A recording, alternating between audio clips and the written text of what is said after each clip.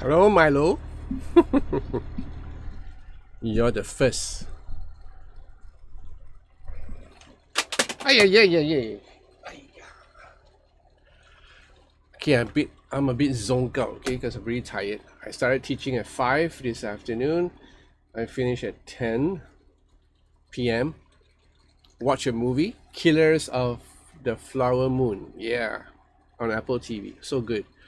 So I'm a bit zoned. Hi, Peter McGarry. Hi, where you from, Mr. McGarry?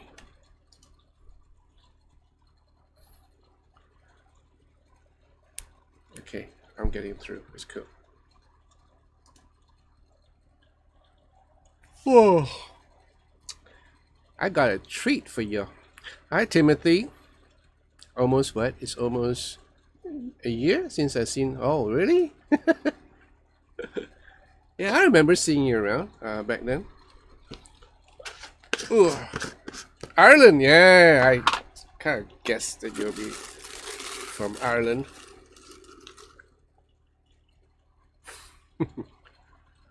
This is not Cuban. This is not Cuban. This is not Cuban. Oh, no, Timothy. I'm so guilty. I was supposed to go riding yesterday, but after doing that review on that Yamaha guitar, I was so zonked out that I didn't ride.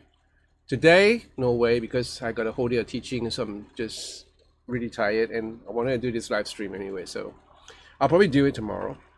Hi, Kane. Kane. Where's Abel? Different spelling, I know. Yeah, not cool at all.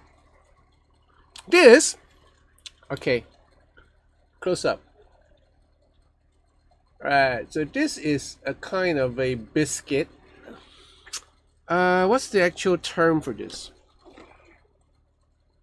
Love letters. Okay, so can you see that? Yeah, so it's all in red because this is a staple for Chinese New Year, which, in case you guys do not know, will happen next week. So it's Chinese New Year for us Chinese here in Singapore, and we will have all sorts of tidbits like this. This is a love letter or love letters. You have other things like pineapple tarts, all those little kueh, we call it kueh, like, little biscuits and sweets and stuff like that. Even what you call it, is this thing called kueh chi. I don't know what you call it in what's it? There's a name for it. There's actually a name for it. It's a seed of some sort, and for some reason people like them, and peanuts, right? So peanuts, roasted peanuts, could be roasted, I don't know, maybe it's roasted or maybe it's like grounded peanuts, I don't know. So people like to eat all this stuff when they. So what we do in Chinese New Year is that we will go visiting our relatives' homes, like our granddad, our mom, first uncle, second uncle, and then we will dress up in our Chinese New Year's best, mostly in red. Not for the guys though. For the women, yeah, they wear traditional stuff, and they'll all be very colorful. And for those who are driving, they'll drive the cars. If not, then the guys who are driving Uber, in your case, will make a killing during that period because there'll be a whole lot of people traveling back and forth, visiting people and all that. So what happens is that we go to that place or to our mom's place, which I'm not going this year because my mom passed on a couple of years ago. So the only place I'm going is my mom-in-law's, who I love and cherish a lot. So we'll go over to that place. We'll give them red packets. We call them hong bao, ang bao, and it will consist of money as a blessing to them, and they will in turn bless us with offerings or with money or hong bao from the side. And we will just sit down, maybe have a meal, talk, catch up, and after that, that's it, and then we'll go off. On most Chinese New Year, I don't like to go anywhere. I just head on to my mom-in-law's place, and then after that, I just come home, and then the kids and the wife will go around, visiting other people. And it's a good time for the kids, especially if you're not married, because it's a time to collect a lot of hong baos, a lot of money. Sometimes they can rake in as much as, well, raking in is not a good word to say. Sometimes they can bring in during that period thousands of dollars. If you have rich relatives, you know. I remember when I was young, when I was really young, I would look forward for Chinese New Year because that's where I get all the money, and then I can go and buy my favorite stuff, you know. So that's Chinese New Year for you.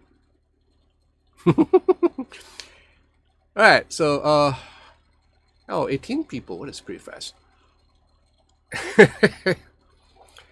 Do you do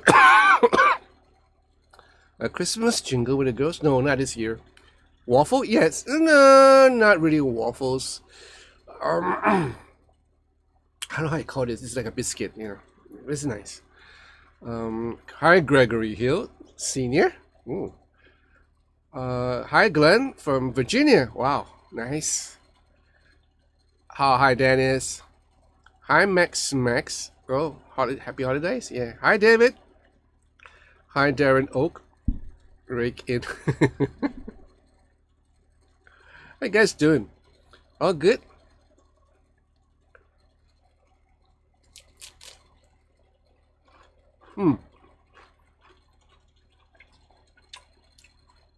So it's like layers of, you know, what you do is that it's probably made out of sugar, a whole lot of sugar, and flour or whatever, and they kind of like roll it up into you know, like this, like a love letter, and they bake it. I don't know. What's this? Oh yes, you do, Max. In Europe, you have that, especially like in weddings. You know, you have envelopes passing back and forth. It's the same thing. Oh, looks like it, eh? Yeah. Only thing missing is the pothole where I can see Mother Earth, which I can't. It's like my control panel, right? Huh. Mm.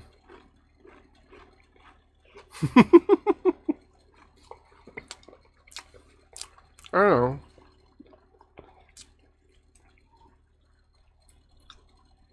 You got it, Gregory. A small cannoli.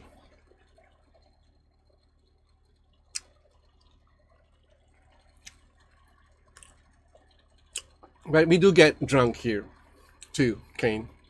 You know, guys get all pissed drunk. Yeah. But not on Chinese New Year, though.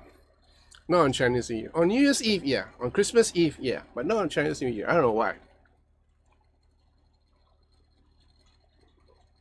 Probably it's a Chinese thing in us that, you know, it's not cool to get drunk on Chinese New Year. Check this out. Burning water. Burning water. This will make a real good screenshot if I can get a nice shot out of here, but can I make I can't do it remotely, so anyway. So 2 burning waters. One from the States and one from the US. I betcha you can't tell which is from which unless you look at the headstock. Right? Almost identical, but very different. Right? So I want to show you a little bit of the one in Japan. So this is bought by my one of my students. Suichi bought this like 2 days ago, and he so graciously handed it to me for review. So this is the Japanese burning water, which is identical to the one that I'm gonna get soon enough, and they have a long lead time. But mine is a little bit different from this. It's a different configuration, which I will not divulge right now. Anyway, this is Mami wool. This is made in Japan. This is a Mami wool body, which is Malaysian wood, but it's very favored by James Tyler somehow. And the rest, I have no specs whatsoever, but this is a rosewood neck, maple neck, rosewood fretboard, you know, that different headstock here. All right, so this is a bit of different take. I kind of like this headstock, which, yeah, mine is actually like that. Hopefully it turned out like that. And then the rest is the same. All right, the body and everything. So I believe this is the S5500 single coil, and this is the what is this super pickup. All right, so this is the super pickup, the humbucker, and then you had the tone expander, same thing. So this is a Studio Elite HD. So this is from Japan. Right, let's set it here. Right, and this is from the United States. This is also a burning water. It's a tad different because this body, I believe, is outer. Yeah, I think so. And it's chambered, so it's pretty light compared to the one that's from Japan. I think you have an ebony fretboard, if I'm not mistaken. Looks like ebony. Could be wrong. I do not have the specs right now, so I'm just still waiting for the specification from Clement from Guitar 77 Plus. Same maple neck, you know. I believe it's the same pickups, similar pickups. I think it's S5500. I'm not sure about the humbucker though. This might be different. This might be something else. But I tried this during the lesson today. Similarities in tone and maybe a little bit different. Yeah, a little bit different. I can't lean towards the US model this time because it just sounds a little bit different, like, you know, probably because of the chambering, I don't know. But the Japan made one is really not bad. It's really good, you know. It's like what I would expect from a James Tyler burning water anyway. So yeah, just thought I'd show you these two guitars, which is like, it's a treat for me because I love James Tyler. You like the one on my left? About the same. All right, so what? Hold on. It's so hot here. Why is it so hot here? Oh, come on. My air condition. Yo. Okay. No wonder. Okay, I'm gonna warm this place up a little bit. All right. I'm gonna play this too later on, so you guys can kind of like tell the difference if you want to. Made some improvement on my hands. If only my brain can catch up. It will, Dennis. It will. I'm having a sabbatical from playing guitar. I play at home, but my new band, I'm on lead vocals. Feels strange not turning out. You can always play a guitar when you're singing. You know, there's never such thing as too much guitars. Yeah. Marvin Wow, Glenn Bailey, Drunk, and New Year's go together like Gibsons and Marshalls. You're right. Glenn Bailey, nice. Ooh, okay, beautiful guitars. Giveaway? Yeah, you wish. Gregory Hill, nice. I like the one on the left. You're right. Right. Oh, the one with the black headstock. Okay. Having some brain issues from time to time, but the routine is laid down. Get quiet for a while. It passes. Okay. Aldo is very good at trick guitar wood. The paint job is very artistic. Well, in case you haven't known about the burning water finish, so this is the burning water finish from James Tyler. This is one of the best-selling guitars. There's a history about this and how it came about. I can tell now that there's a difference between, right? From far, it doesn't look any different, but you know, from near, it doesn't look any different. But there, yeah. Why does it look different? Because this is like smear on top, you know. So when you dip the whole guitar body in and then you raise it up, and so all the smear. This is why it's called a smear guitar. And every guitar is different. Every guitar is just looks different because of the way the guitar has been lifted up, you know. So that's what I like about it, you know. And I've been like, you know, eyeing these guitars for a long time, but you know, I just hope mine will come soon. So we're gonna play with this a little bit later on. Here it went from 6 degree. Ooh, that's weird. Hi, Jelani. So today we're gonna talk a little bit about this. All right, so y'all probably seen the video, the review. You got anything that you need to ask me? You know, you saw the professional, which is right out there. I don't want to bring it in because, you know, the room is too small. I could probably squeeze another 2 guitars, but it's just a bit of hassle. So the Professional, which is made in Japan, and this is made in Indonesia. This is the Standard Plus, Yamaha Pacifica Standard Plus. I just did a review yesterday, if I'm not mistaken. So you guys got any question about this?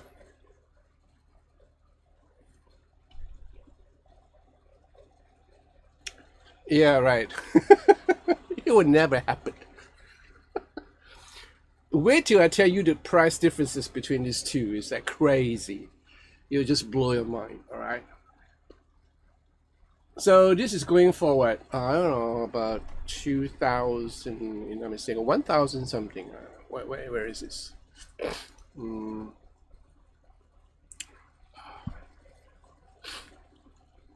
Can you guys remember?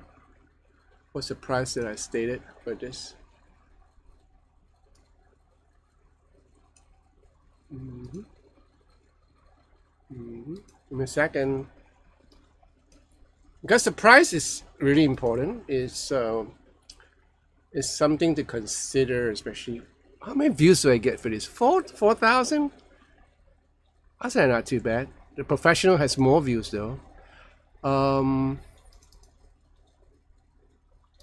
Okay, let me mute this. Edit. Yeah. Alright, so the going price for this in Sweetwater is 1,349 US. Right? So 1,349 US for this baby. It's about 2,000 plus US for the Japanese made model. It's about $1,000 difference. So if you guys seen the video, any more questions to ask me, better ask me right now before I put this away. Max, what amplifier do you use on this one? Here. Right, so this is the one that I use for most of the clean and semi-clean sound. So the full-blown solo sound at the end is mostly from my Helix Native, where I'm actually using bi-amping. I'm using 2 amps, so yeah.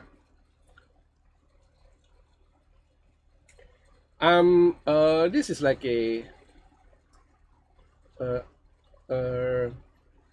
real surprise for me, because I didn't expect this to be as good as the Professional, but it turns out that this is almost as good, if not slightly better than the Japanese made model. Now, but again, the Japanese, mostly because of the price, because you gotta pay like $1,000 more, and for the money that if you're gonna fork out for this is definitely above what you would expect from the normal 612, the Pacificas, and normal ones that are made in Indonesia. That's henceforth the price increase. I see the workmanship, and I think Yamaha did a really good quality control on their Indonesian factory, because this is like really well made. Everything is like almost the same as the Japanese model, right? Even the finish and everything. And I think, if I'm not mistaken, I think it comes in the same color finish that the Professional has. Yeah, almost the same color schemes and the same thing, except for the treatment that they do on the Japanese model, which is called the IRA. Yeah, I know you're from Ireland, but don't we don't want to go there. So it's an IRA treatment on their bodies. This is without all those treatment, but I don't hear and feel any different. Yeah. Hi Keith. Fancy meeting you here. Hi Jack. How you doing, buddy?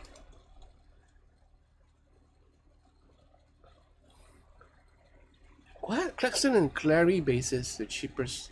Do you think I'm doing mods on this? Oh yeah, I know you are. I'll just compare with the Revstar Standard. You can't compare both of them because they are both very different guitars. If you ask me about something else, something similar, then yeah. But if it's too far, too wide a discrepancy, then there's no call for it to be compared to. It's like asking someone, how do you compare Les Paul with a Stratocaster? You can't, right? So the Revstar has its own thing. This has its own thing. So they're all very different guitars. You gotta be more specific, like maybe the workmanship or whatever. But as far as sound and looks and playability, they are just two different guitars. So yeah, no comparison there. This has locking tuners, so this has one up, hence the price increase. Windmill adjustment for your truss rod. Yeah. If you order ports and pickups at the same time as cheap guitars, does that mean more time does it? Keith is a bit late sleeping, so I'm surprised. I've been so excited by this Yamaha release. My friend and I always talk about the normal Pacifica neck. It's so good. Resta is not abstract. There you go. Thank you, Keith. Right. So yeah, the neck for this I like. I have no problem with the necks of the Pacificas specifically, but I'm not really a fan of the Yamaha Pacificas. But this one, yeah, this is nice. This is a nice neck, easy to play, and I think the what you call that, the fret radius, a constant fret radius of 13 3/4. If I'm not mistaken, it's nice. It's comfortable. Right? What are the spaces between the pickups? What are the specs of the pickups? These are Rupert Neve's pickups, the same as the Japanese model. So if you want to know more, there is this link in the video itself, on the videos themselves, because it's the same pickups on the Japanese model. So there's a link to the video of how Rupert Neve, or whether the company or Rupert Neve, or one of the engineers of Rupert Neve, kind of developed these pickups for Yamaha. Yeah, it's interesting. Hi Salvatore, ciao, come stai? Satin. This is satin. Both guitars are all they all have satin neck. Now the difference between the Japanese model and the Indonesian model, the professional and the standard class, is they have a custom tinted satin neck for the professional, the Japanese model. This is just a normal satin neck, a maple neck. Yeah.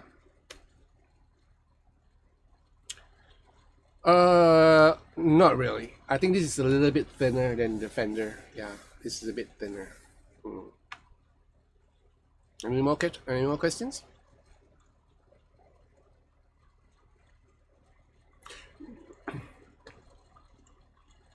My favorite? Satin. Like, non-finish. That's just the best. I kind of outgrew the roasted maple thing altogether. Like, there was one time nowadays there's a whole lot of roasted maple necks featured on almost every guitar, even the inexpensive ones. Roasted maple fretboard, roasted maple neck. I kind of outgrew that after a while. I just kind of prefer a normal maple neck, maybe with different fretboards, like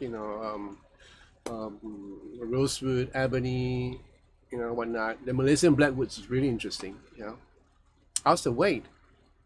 Okay, that is somewhere in the vicinity of, this is slightly heavier than the Japanese model. This is like I'm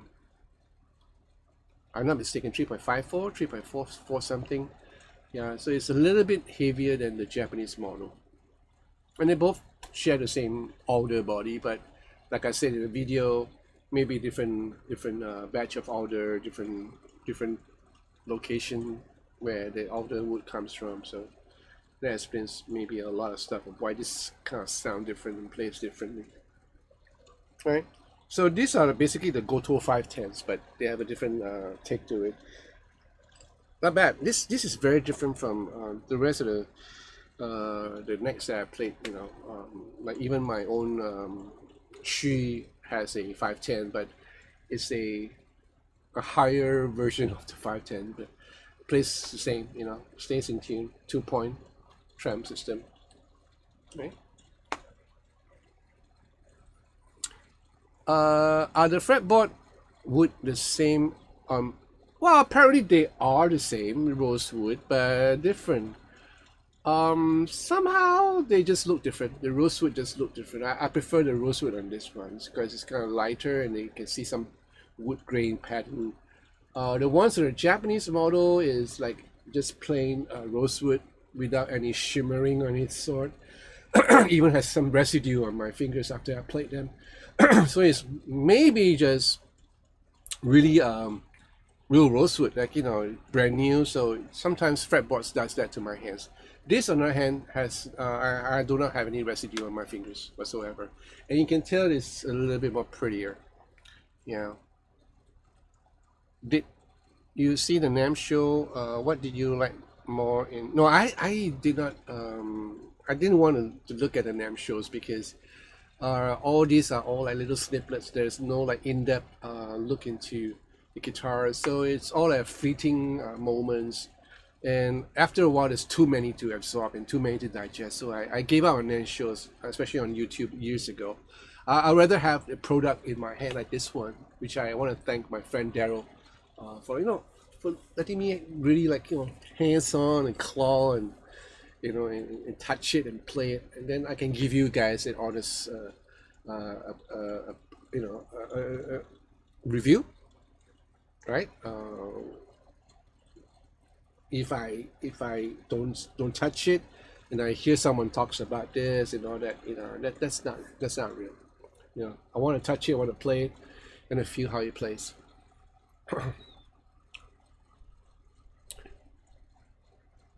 I knew a guy that sanded the finish off and allowed hand oil to condition his polishing cloth he could use. Yeah, that's a whole lot of work, isn't there? Jonathan, have you ever tried Leo James guitars? No, I've not. Where they're from?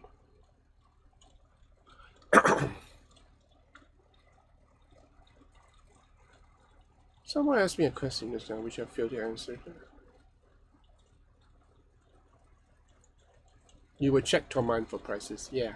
All right. Good. I think Toman will bring this in pretty soon. Yeah.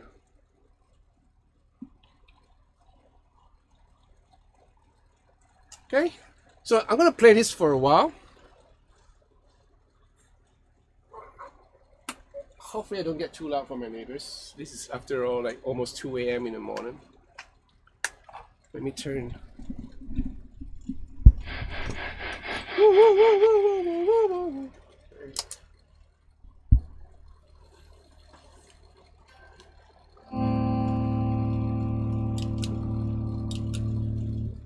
So listen to the clarity of these pickups, because after all, these are like.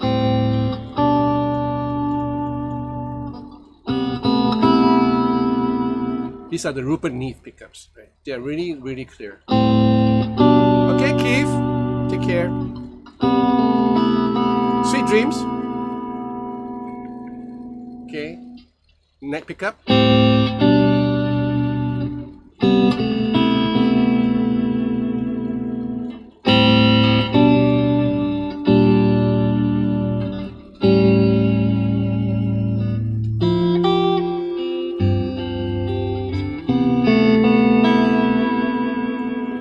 No, I haven't used this pickup. I haven't used this guitar. I did I? Yeah, I used it for like maybe like 15 minutes during the lessons today. But I have not tuned this, and it stays in tune. That's amazing.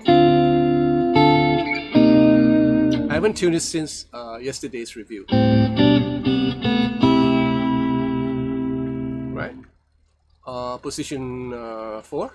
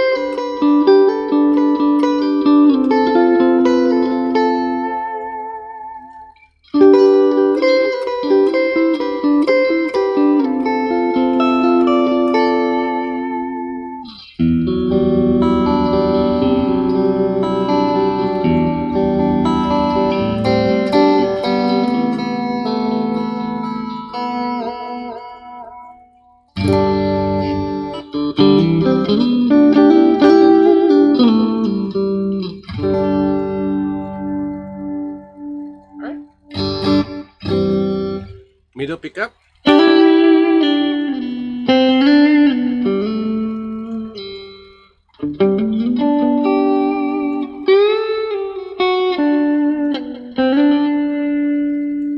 Not really high.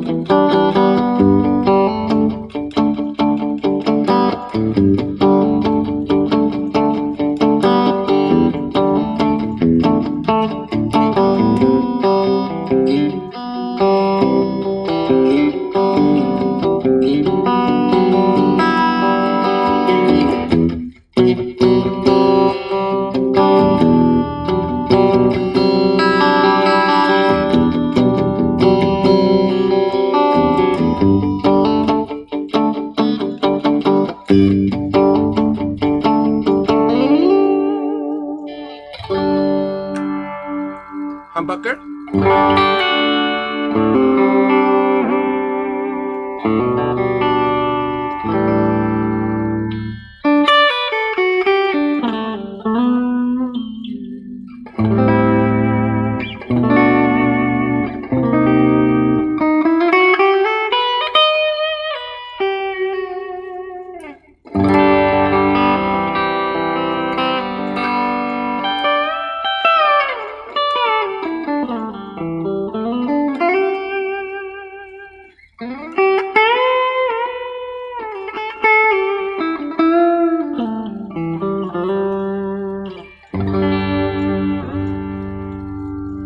Okay, so now the tuning is running a little bit.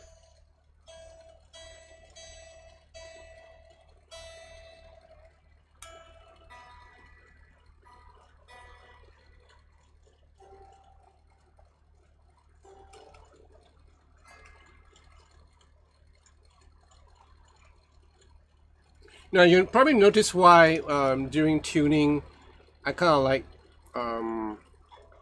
wearing my bar a little bit just to get it. The reason why is because of the string tree. This is the reason why I hate string trees, no matter how good they are. Part of the reason also is because of the nut. Maybe the slot is too tight, so it gets caught up. And this is the only problem that I face with these Yamaha guitars.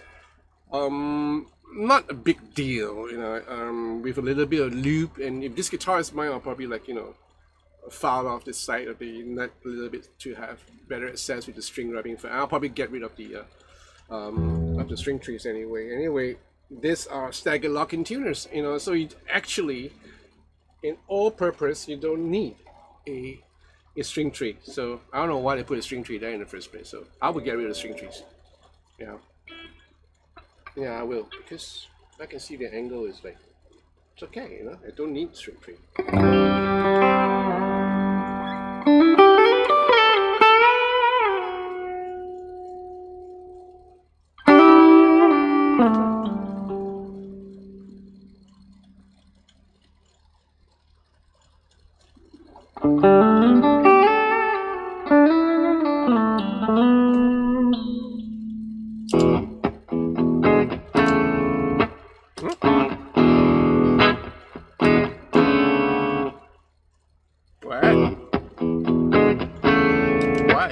Why? Why is it this? No?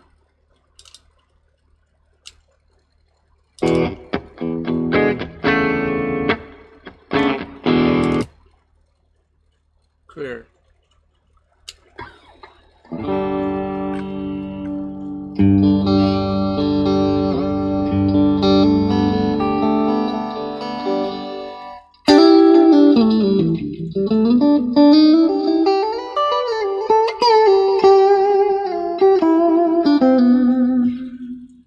Oh, thank you, Dennis.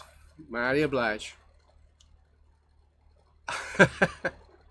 Thank you, Max.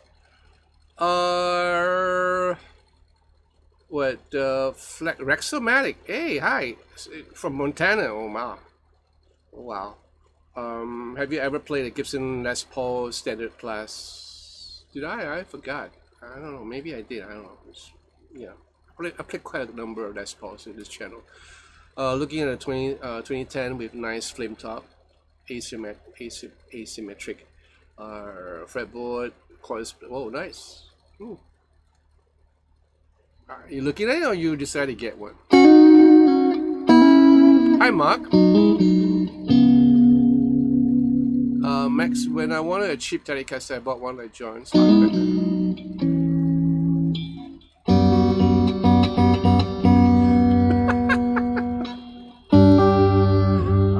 Tuning is out again.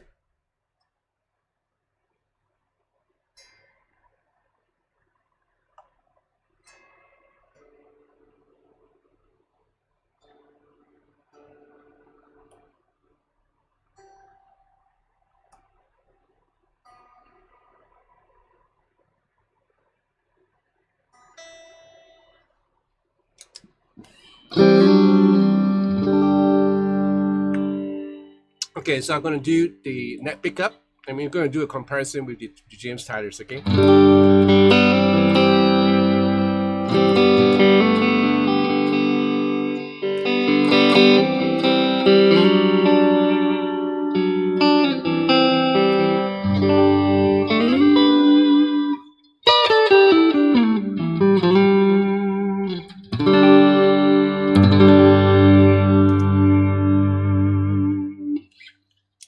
So that's the Yamaha.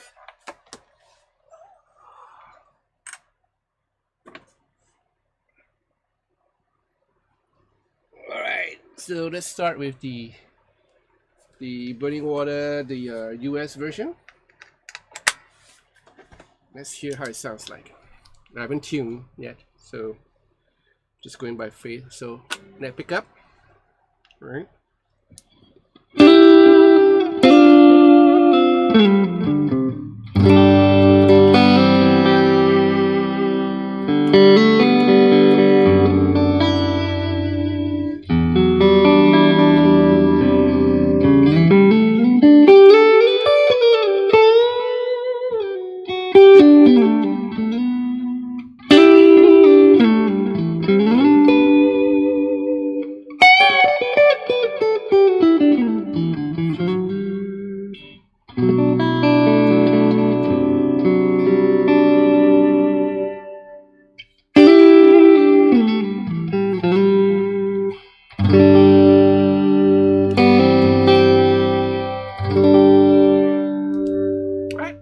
So this is chambered, probably outer. I will confirm later.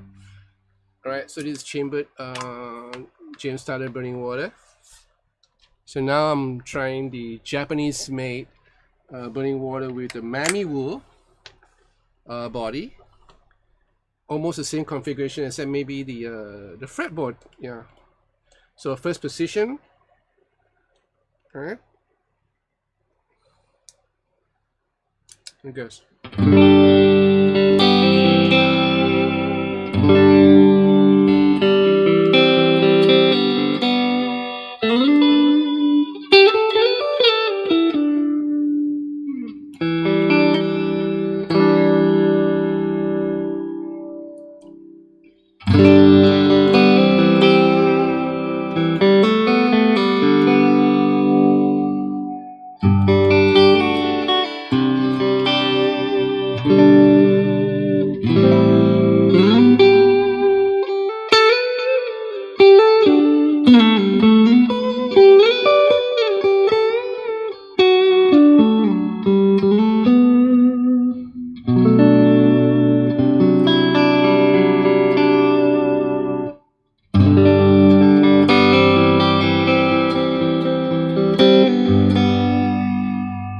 What do you all think?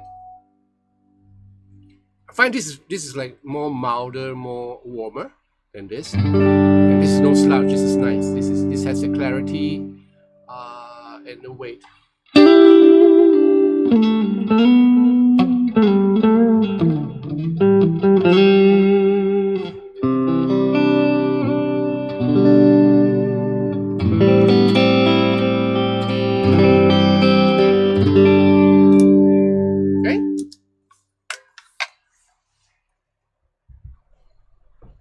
So back to the US.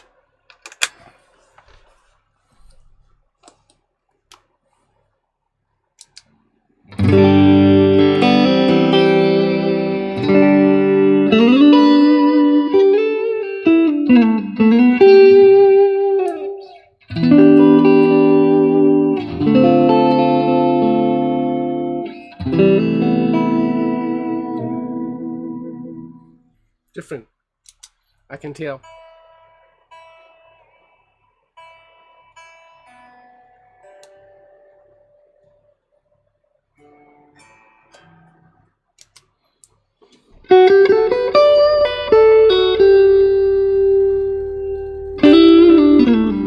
So for both of these guitars, I have the tone expander turned on, but at the minimal setting, which is like 0, right? And straight off, I can tell the difference between this Japanese one and the US made one. So this probably because this is chambered. I don't know. There may be some effect to the overall sound. In terms of weight, this is way lighter than the ones that is this full order. No, Mammy Wool, right? So the Mammy Wool Japanese version is a little bit heavier than this one. This is like really light.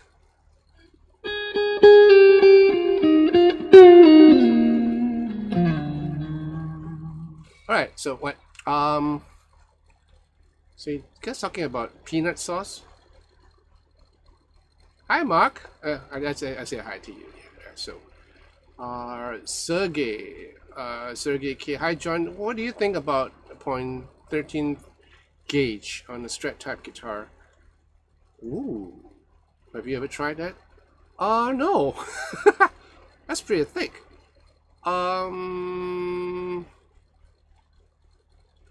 I don't know anyone who uses 13s. I heard guys using 12s, 11s, but 13s is like really heavy. Most maybe for slide, I don't know. Yeah. Max for heavy metal guitar, sure, you like to use tobacco hot sauce, nice and hot. Okay. Alright, okay. So I'm gonna do. Maybe I'll do a backing track. Just do.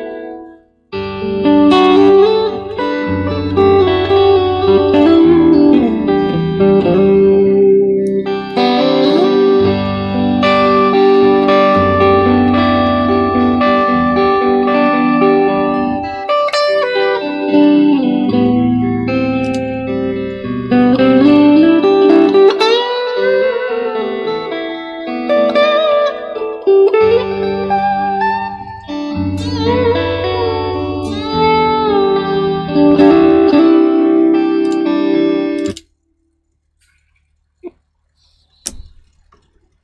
thought it was supposed to be a fade off. What happened?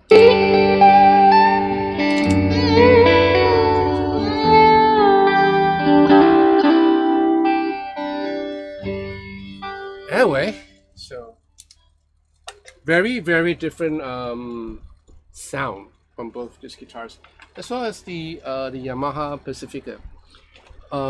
Pickups are all different, so it's good. It's good. So I do not know about these two burning water bit, whether they share the same pickups or whether they don't share the same pickups.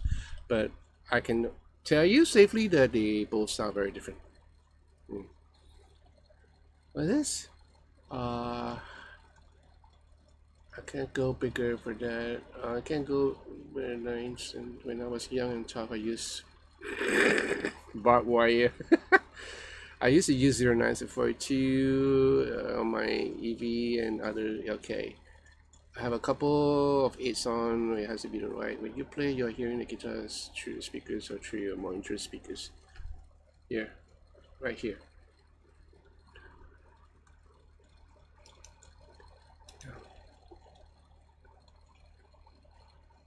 I used to use 08s when I was playing in the clubs in the 80s.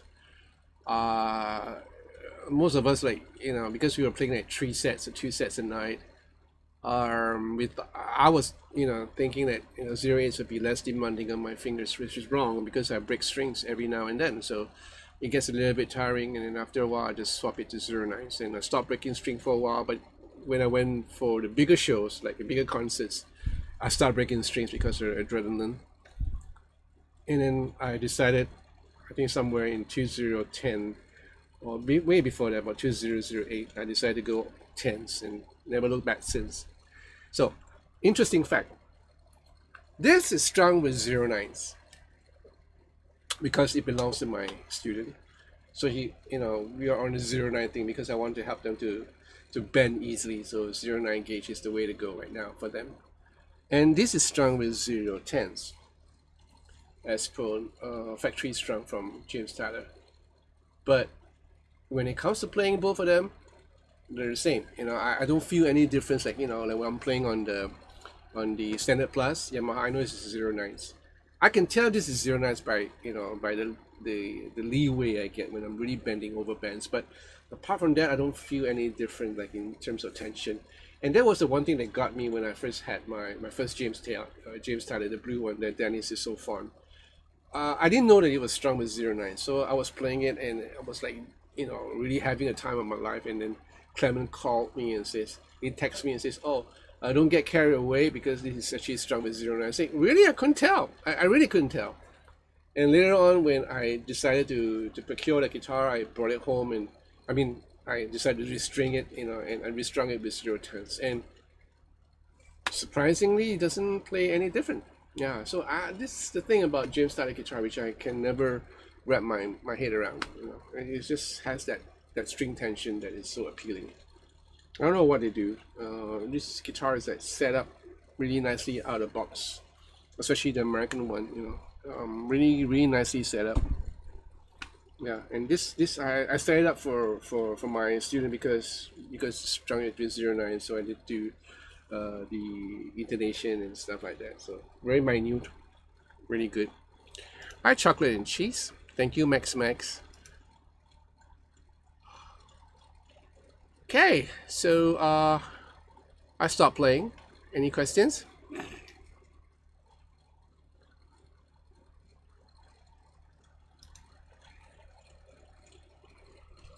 I have me another cigar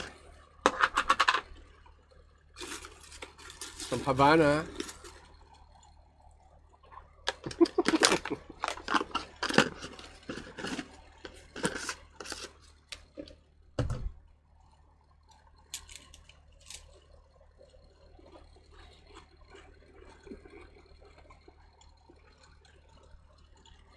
I used to like cigars when I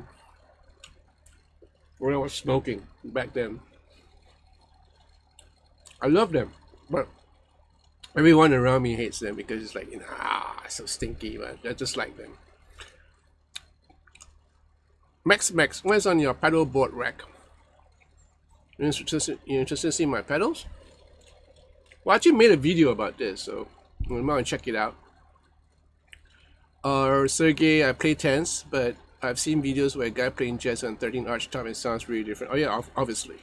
Sly, hi John, what distortion pedal do you use? It sounds extremely good.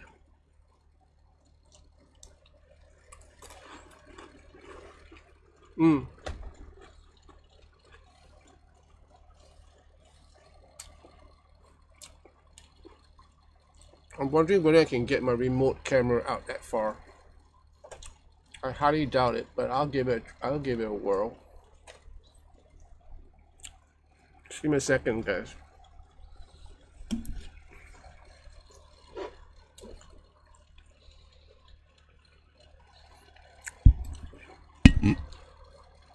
Maybe it'll work out.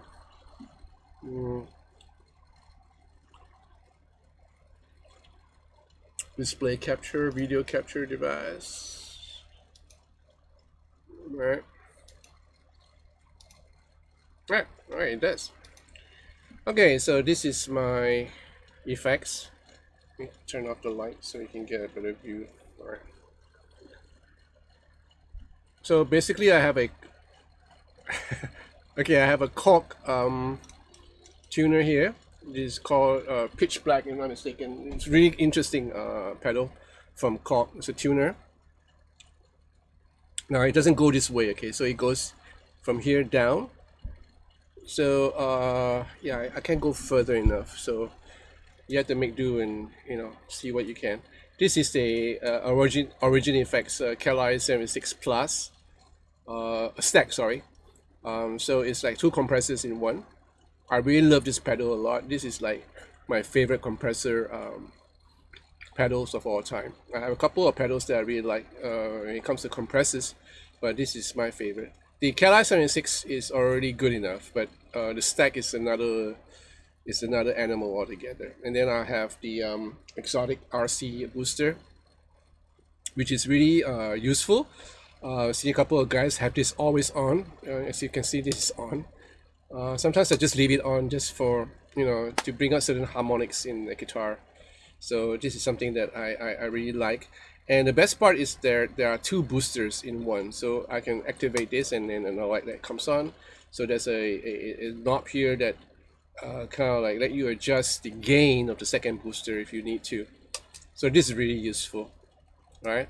And yeah, to tell the truth, with this and this, I don't need the rest actually, because I have a really great amp. So it's all dependent on the amp. The amp, this Fender Deluxe Tone Master, it just sounds awesome if my volume all turned up, because this is a Tone Master. I'm able to have it like boosted all the way, because at the back of this amp there's an attenuator where I can kind of like bring down the volume to a non-ear breaking level and still have that oomph.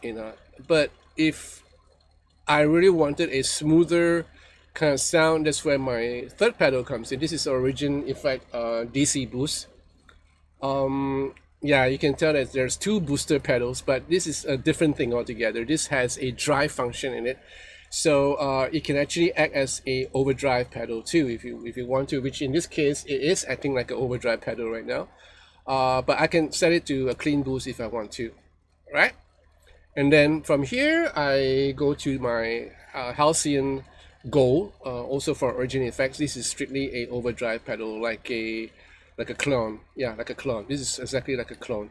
The green one behaves exactly like the Tube Screamer, but this is like more like a clone, and I like the sound of this pedal a lot. So I only engage this when I need a bit more heavier overdrive, and a little bit more to drive the amp with. And now from there I'll go into this Origin Effects Deluxe 61, which is a replica of the Deluxe amp, but this is a 61 replica of the 61 model.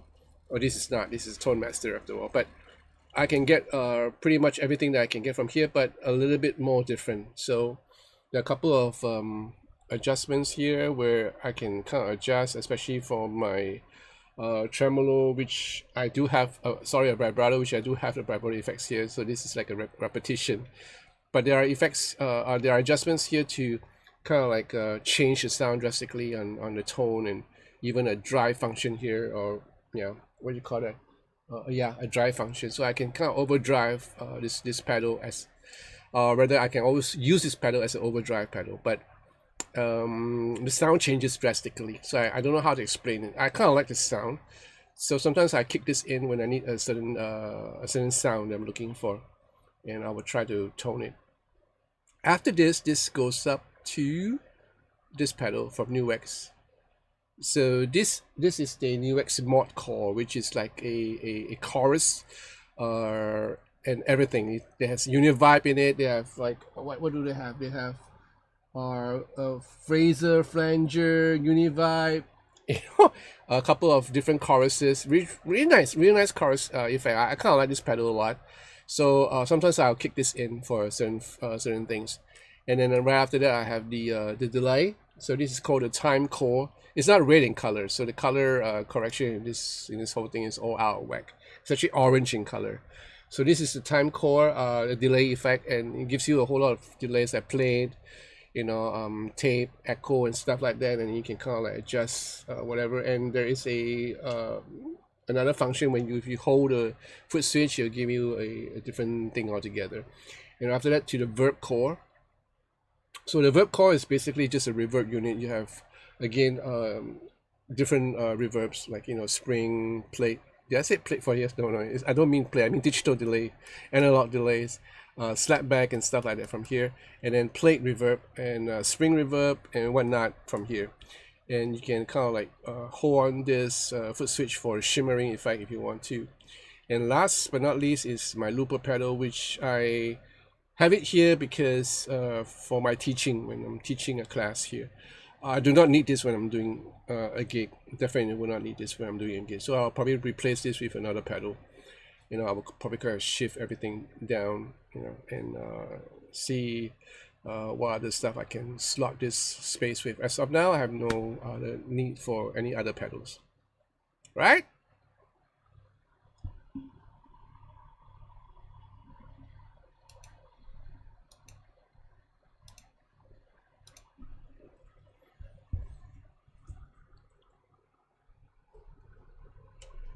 Hi, Orion. How are you?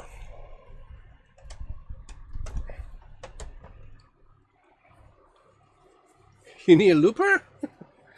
We all need a looper.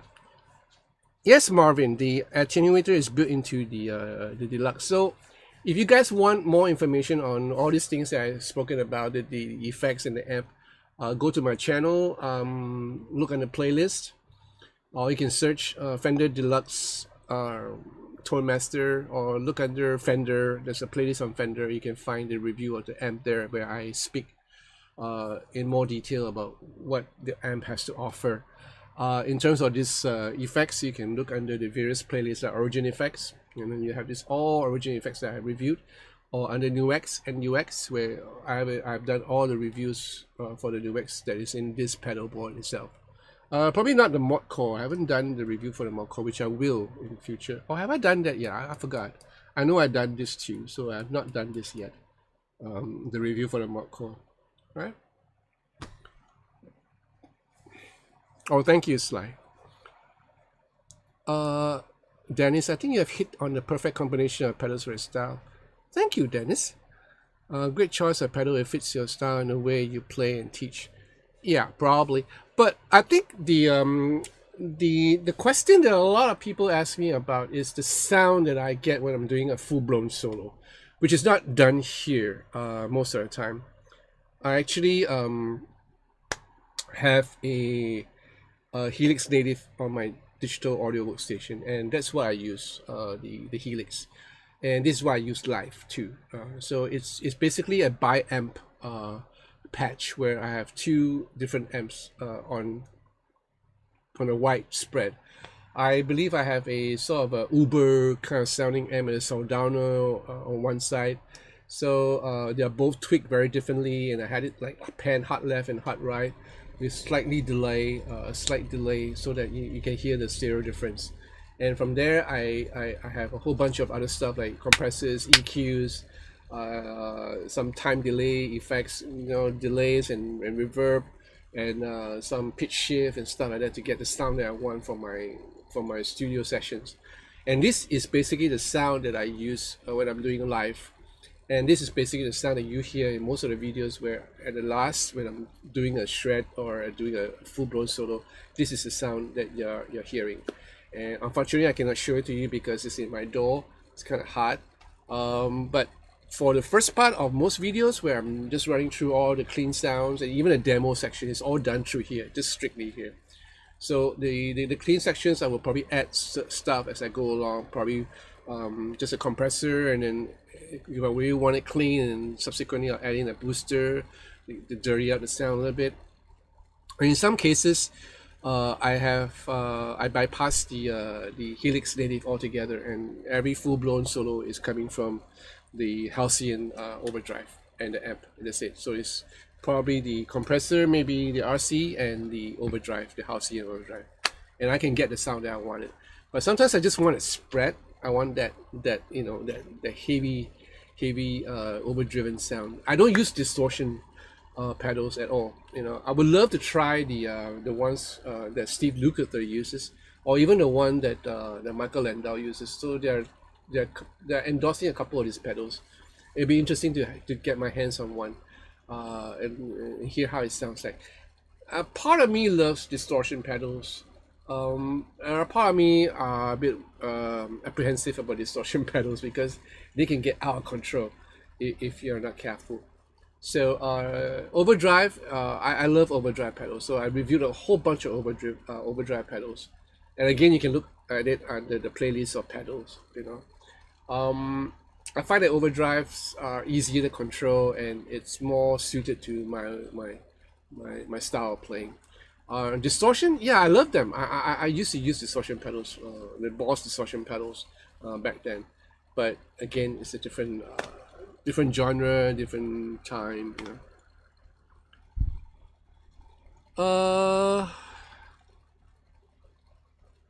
Timothy, what gear are you thinking about taking on tour this year? Pedals, guitars? Probably not pedals. I'll probably be touring my same Helix native. My Helix. I'll probably using my Helix, and the guitars will be different.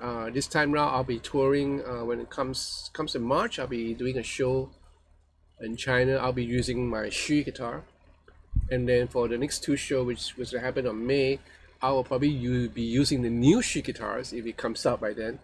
Probably the one in Malaysia, I will probably use the Xu guitar. I'm gonna stay a couple of days in Malaysia. And the one in China, I don't know. I haven't made up my mind yet. So I do not know how this whole thing is going. Like, am I able to leave my guitars there? If I'm able to leave my guitars there, then I'll probably, yeah, it would make an impact on my decision on which guitars to bring up. But it's mostly the Xi guitars, yeah. You got back from a night ride? Oh, I envy you. I'm supposed to go riding tonight, but I'm just too tired. Live stage, sometimes you have to shock the crowd to get their attention. It's not like studio. Yeah, you're right. Milo, John, do you like the Marshall 59s or 67 amps, vintage and reissues? Not really. I don't know. Maybe because I didn't have much experiences with. I do love the JCM 800 because I have a lot of experiences with them. I used to do tours with them, and I love them until they break down. And that's where I go like, and that's the reason why I shifted to digital, why I shifted to stuff like the Helix and other stuff that was available at that time. Yeah.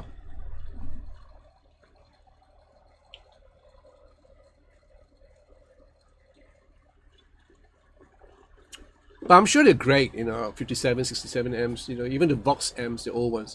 I'm sure they are great at that time frame, and with the amount of technology that was available at that time, it just might sound good. In fact, I think it sounds great even now, if you're looking for a guitar to amp kind of situation. But whether they take pedals well or not, that is something that I have no experience. So I do not know how they would take. For one thing, I know that the Deluxe M takes pedals really well. So does the Twin Reverb. It takes pedals really well. I was deciding between a Twin Reverb or a Deluxe. I just chose the Deluxe because it's smaller. You know, it fits more to the room. Imagine if I have a Fender Twin Reverb, it will probably stretch out this high, you know, this wide. I have no space for that, right? So this amp is a godsend to me. I think this is one of the best investment that I made last year. Yeah. Universal Audio line pedal. Oh, I have not actually written them. They have no interest in my channel at all. So, Max, want to get a line 6? Yeah, you should. You know, probably if you are not too sure about spending that money on a full-blown Helix, you might want to get the LT version, right? The light version, which is the same as the Helix native, as the Helix, the full-blown Helix.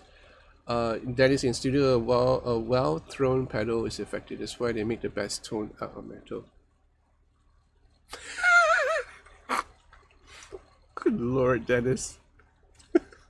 Okay. Who do I tour with? I tour with a singer. Well, basically, his name is Eric Moo. So I've worked with him for decades. I was his producer, and I'm his music director. And yeah. Basically, yeah, he's my partner in crime when it comes to, but he's an artist, so, you know. David was still playing a harp when I started playing.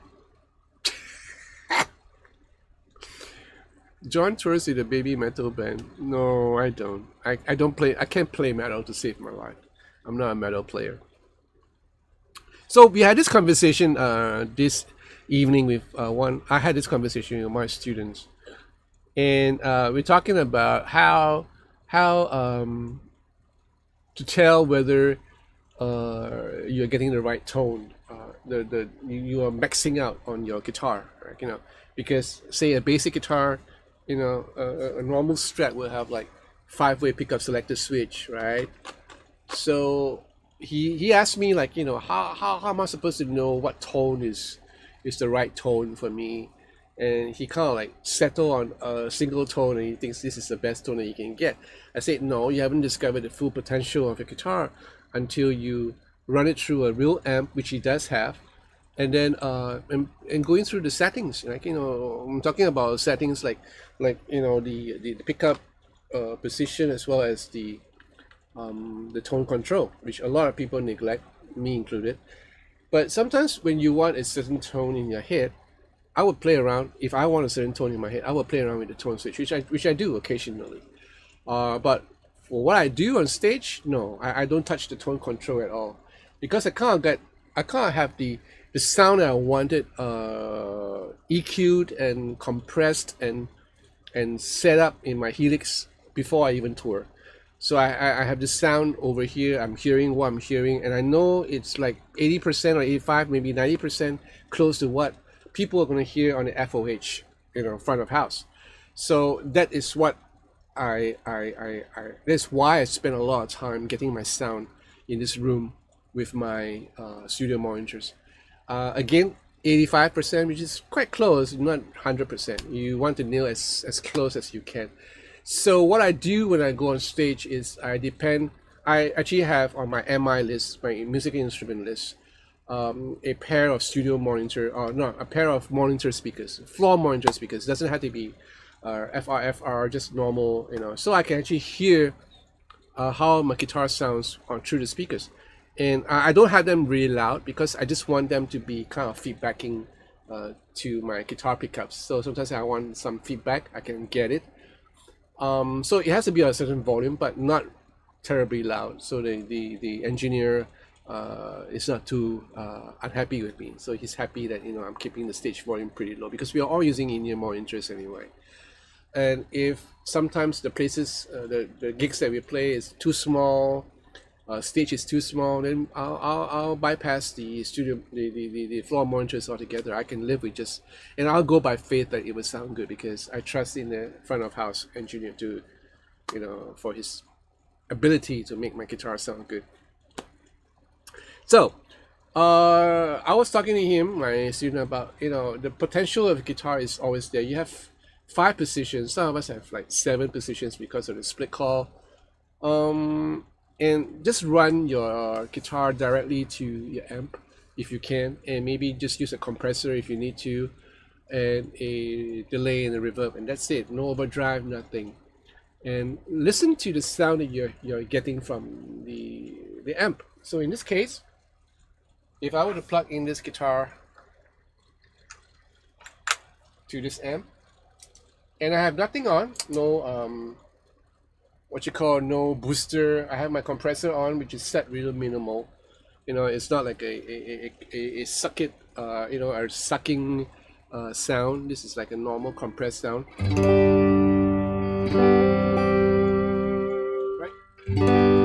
So just clean, right? And I would like toggle between positions.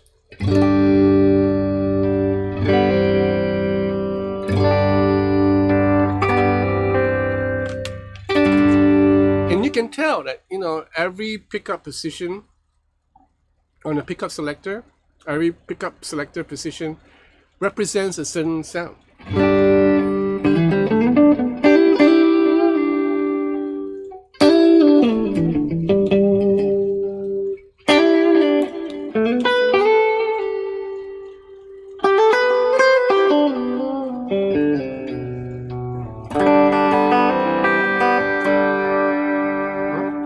Why? Because the pickups are different. Different outputs are different tonalities, because one is a humbucker, the other is a single coil, and then you have the position 2 where you kind of split in the middle, the quack between the humbucker and the single coil. So that's the reason why I love the Stretch so much, And then sometimes certain guitars will have split coil for the humbucker, which I don't really fancy because I don't normally use them. As it is, you have five position or rather 5 sounds. Now from there, like I'll start with the neck. I can always play around with the tone control.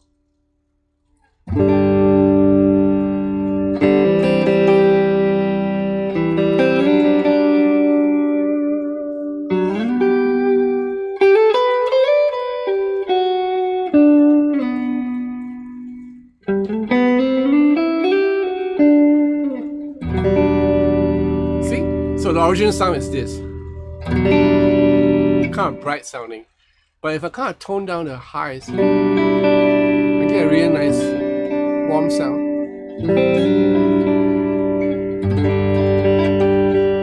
Now the reason why I love James Taylor guitars is that I'm given another option to kind of like radically change the sound. So right now what I've done is to more or less cater to what I want here through my tone control. Now, because the James Taylor has this tone expander switch, I am able to even thicken the sound a little bit more, right? So now my tone control is means full on. Now I'll just increase my tone expander.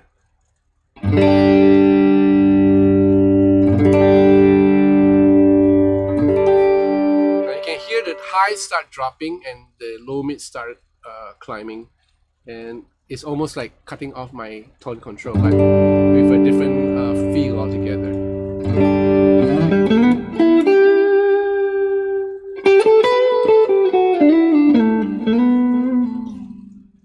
And you can kind of adjust it to what you want to hear.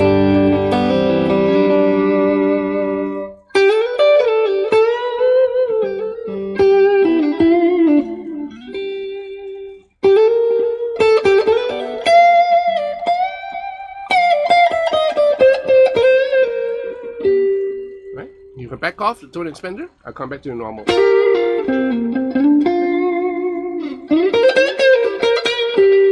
the normal Strat first position kind of sound. Like the first pickup, the first neck pickup kind of sound. And I can get it. And if I wanted something to be a bit more less polished,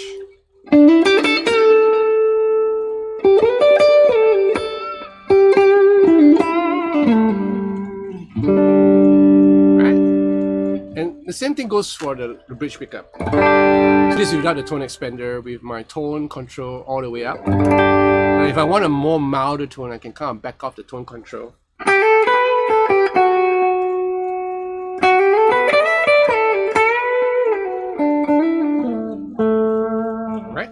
So now I have it back to full.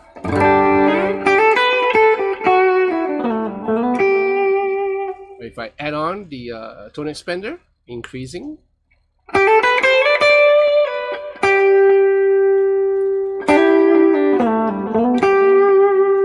More and more.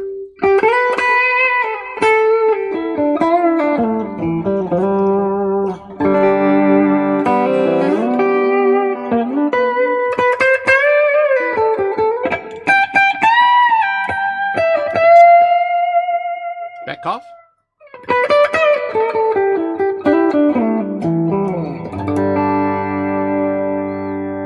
So now I'm at about 10%. And I have this nice thick sound.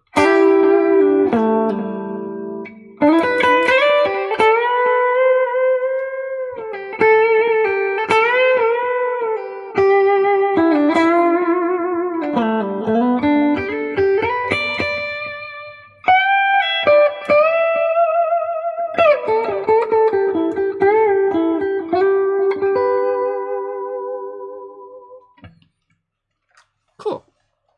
And if I really wanted this to like sustain a whole lot, I'll just increase my gain or rather the input of my compressor, so I have a lot more signal going to my compressor unit where it start to compress a little bit more, then I get a little bit more sustain.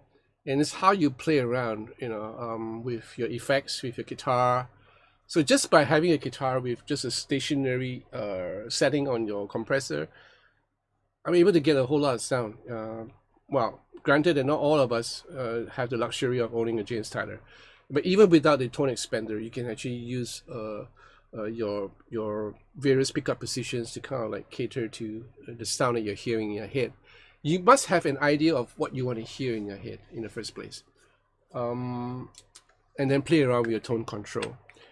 And after that, you can kind of like decide for yourself whether the tone control on your guitar is sufficient enough to get the sound that you want. If not, then you might have to fool around with the amp settings.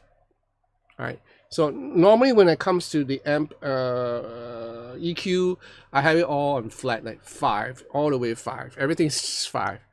And then as I play, I kind of, okay, this is a little bit boomy. I'll cut down the lows.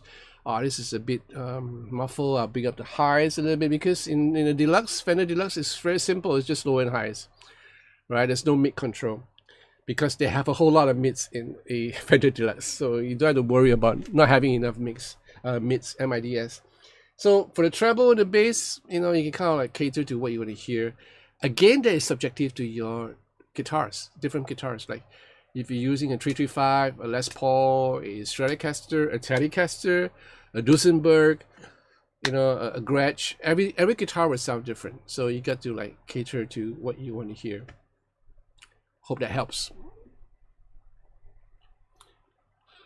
All right. Where am I? Eric is a fantastic singer. Well, he thanks you. Hey, Joao Vito Paris salutes you. Oh, vive la France! Vive la France! I just saw Napoleon Bonaparte. Napoleon Bonaparte, the movie. I like it. A lot of people don't like it, but I like it. Yeah, it's nice. Baby Metal is awesome for a couple of songs at least. Max, there are videos with John on tour. He's a brilliant live player. Thank you. The crowd will tell you if you have the right tone. If you don't, at least you have plenty of vegetables on stage, so you will go hungry. Plenty. Yeah, okay, I got you. John, you need to do a masterclass. I did a masterclass in Singapore. Well, not really a masterclass. It's just like kind of introduction to little aspects of guitar playing. Yeah. On my Sheraton, I broke the selector switch, so I used a heavy pick to flip it. Wow. They sell parts like this, right, Dennis? They actually do sell spare parts. Take a look at the some of the posting in AliExpress. They actually do sell parts like that. I've been what is an excellent sound. Thank you, Louis. I have been looking for a new amplifier. Really? Well, Of course, my playing gets in the way of tone, but that is slowly changing. Yes, it will. It does. And it will, Dennis. Keep it up. Don't give up.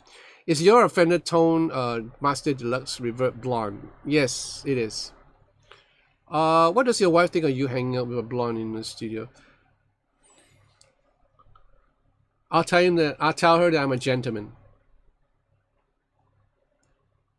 Because gentleman prefers. Anyway, very nice Celestian 60 watts. Celestian. Yeah. It's great. I tell you, it's one of the best investment I made last year, and I have no regrets getting this amp. And there are a couple of amps in this room. I used to have a small God, I forgot what is it called. Langley, yeah, a small tube amp, which is good, but it was like I bought it secondhand, pre-love, and it was in poor condition. And it kind of gave up on me after a while. And then I got a couple of Black Stars here. There's one Black Star which I really like, the Silver Line. But it was a tad too big for this room. So, and then there's another one where it's all tube from Black Star, which is also a good amp. And that was quite compact, but it wasn't what I was looking for. And then I had the orange amp. And it was good, but again, it wasn't what I was looking for, because I wanted an amp where I can do micless recording, meaning the line out, and all that without me, miking. So all these songs, all these demos that you hear, the reviews, the videos that you hear, they're all not mic'd out from this amp. They are all from the digital output, and which just sounded really good, So this is done in conjunction with my digital audio workstation, as well as my Helix for the rest of the effects stuff that I added in, but basically everything is from here. Yeah. So yeah, I found my ideal amp. It might work, it might not work for you though.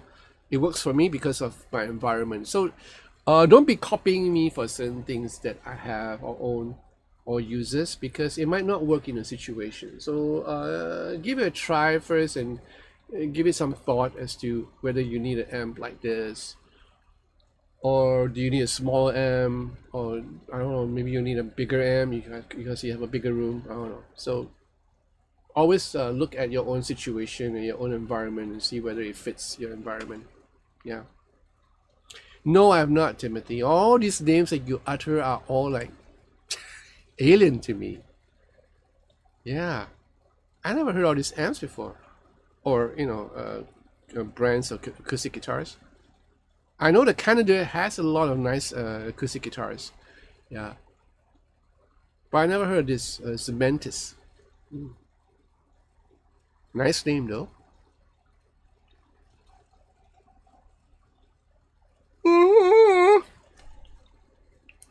Okay, that will probably tell you something. It's a good thing I slept late today, so I woke up about 3 p.m. Yeah, so I'm able to stay up this late. So it's 12 hours now. Okay, one more Cuban, and then we'll call it a night, shall we? Get it out. It's all stuck right now. It's all stuck right here. How do I get this out? I had to break one of them. Ah, there you go. And everything goes tumbling down.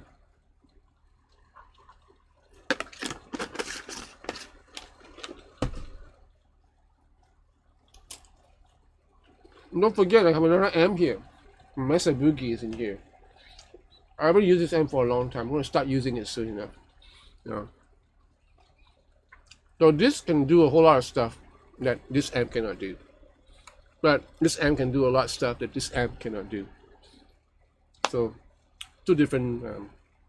I just use this because it's more convenient. If I want to use this amp, I got to like run the cable out from here into there.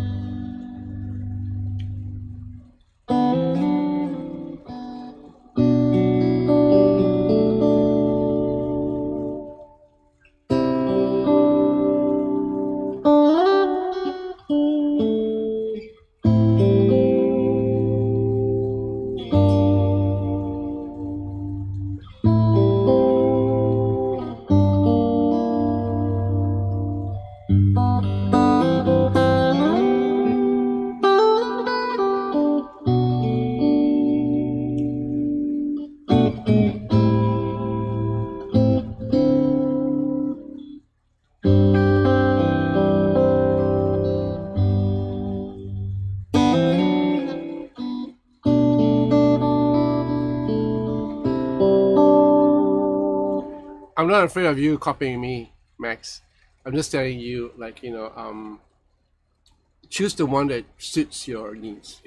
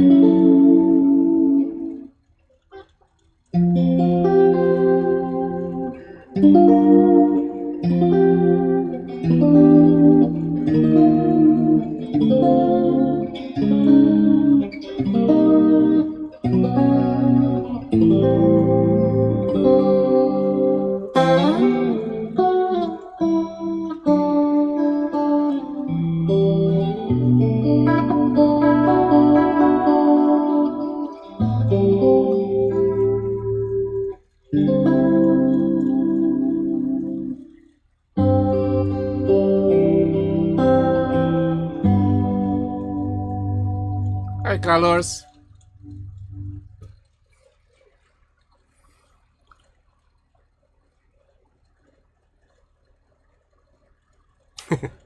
They're not stickers. They're this the branding. So James Tyler is famous for this.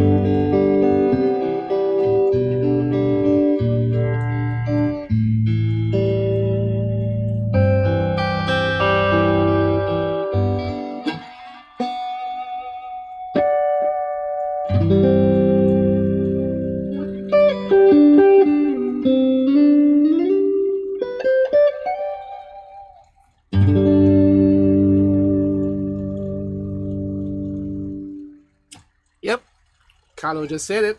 He was part of the whole 80s thing, starting with Steve Lukather, Michael Landau, Dan Huff, all the great studio cats that were around back then. And the reason why this James Tyler sound is so comfortable with me because we all grew up in the 80s. I was born in the 60s, but 80s was the time where the best music was. I still believe in that.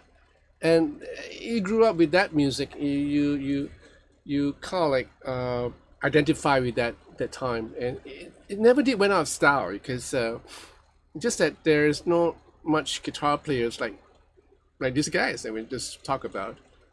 We have phenomenal guitar players like speed and everything, precision, but it just doesn't have that same vibe that I think one of the last ones was maybe Guthrie Govan, if I can say it, because he has everything, including the vibe and everything. He has the speed and precision.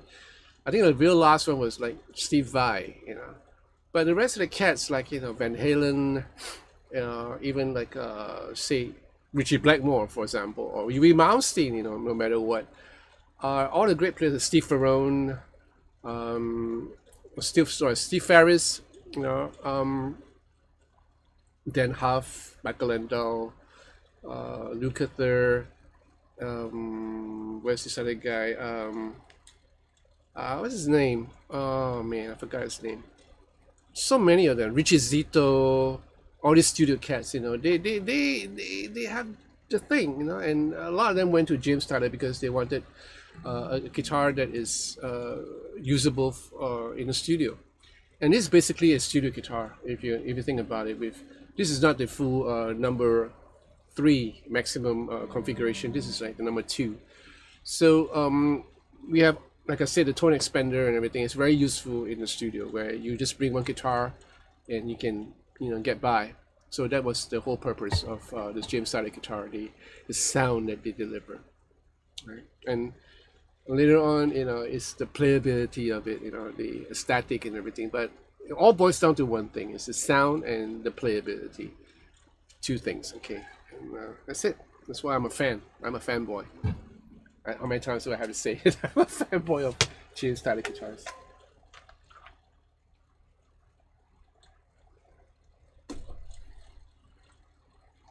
Yes, Dean Parks.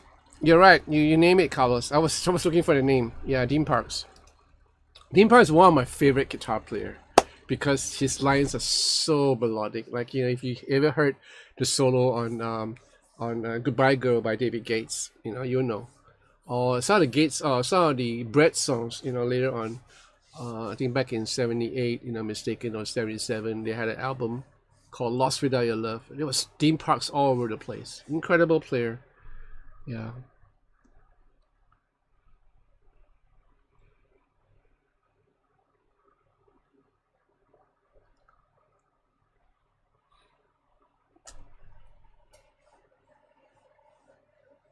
Frank Gambale is more on that Chick Corea kind of thing, So I couldn't consider him as a studio player because he plays certain genres.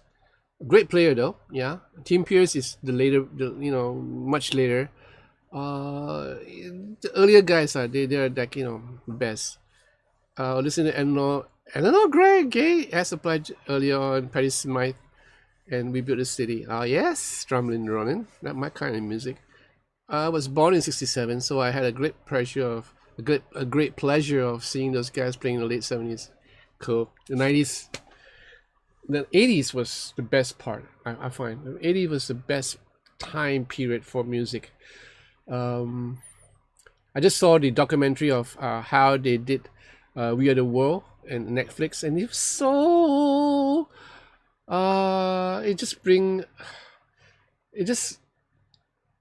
I don't know, it just hit me something deep inside. I wanted to cry, but I don't find a reason for me to shed any tears.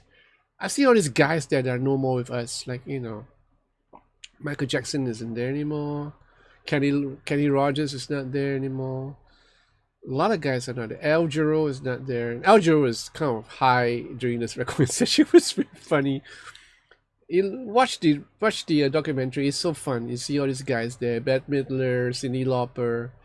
You know, yeah, and how Quincy Jones handled the whole recording session is really interesting.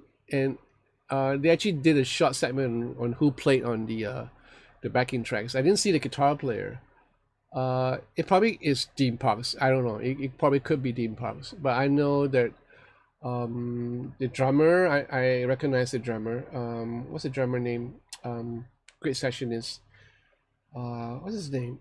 I'm trying to recall his name. And the bassist too. It's not Nathan East. I think it's Louis Johnson, or maybe not. Maybe yeah. I think it's Louis Johnson. What's the drummer's name? I forgot. He plays a lot of funk stuff, but in that session they nailed it. It was real simple. I forgot who's the keyboard player. You know, it was based on a song that Lionel Richie and Michael Jackson wrote. So We Are the World, right? Yes, yes. He played a lot, Carlos. Dean Parks actually played a whole lot of Steely Dan songs because I think he's Steely Dan's favorite guitar player, even though they don't admit. Not Steve Gadd, not Steve Gadd. What's this guy called? I'll get you the name soon. Just give me a second. Our playlist.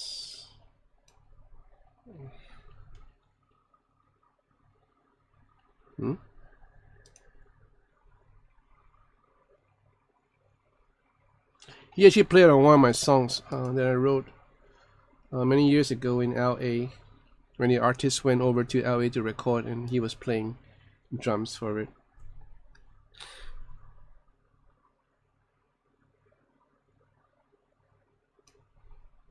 What other names can you guys come out with? No? There you go. Okay. Hold on.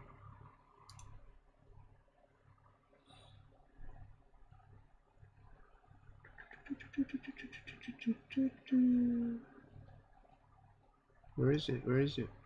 Oh, I can't find it. Oh, I cannot find it. Okay, got it. Found it. So the drummer I'm talking about is none other than J.R. Robinson. Yeah, that's the guy, J.R. Robinson. So I saw the clip of him playing drums for We Are the World. So that's just so cool.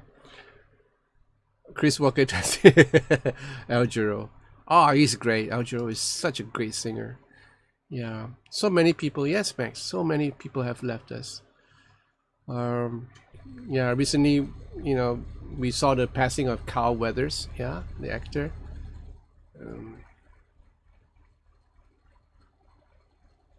Oh yeah. All the people on Marshall's show that knew are dead except my brother and myself, because we could die young. I know that is Marshall's show has such a nice history, such a great history, colorful history. Keyboard player with Heatwave from UK was the guy who wrote some of the Michael Jackson's bigger hits. Yeah, what's his name? Oh man, I know who we're talking about. He even has what's his name? What's his name? What's his name? Great keyboard player, you know. Boogie Night, right? Boogie Night. Oh, what's his name? Damn.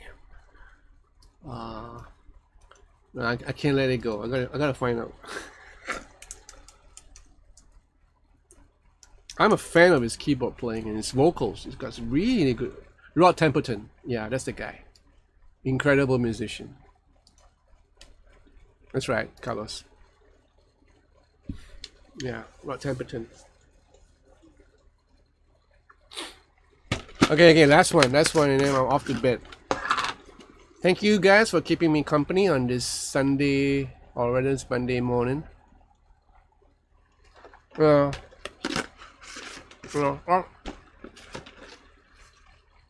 Rod Temperton, alright.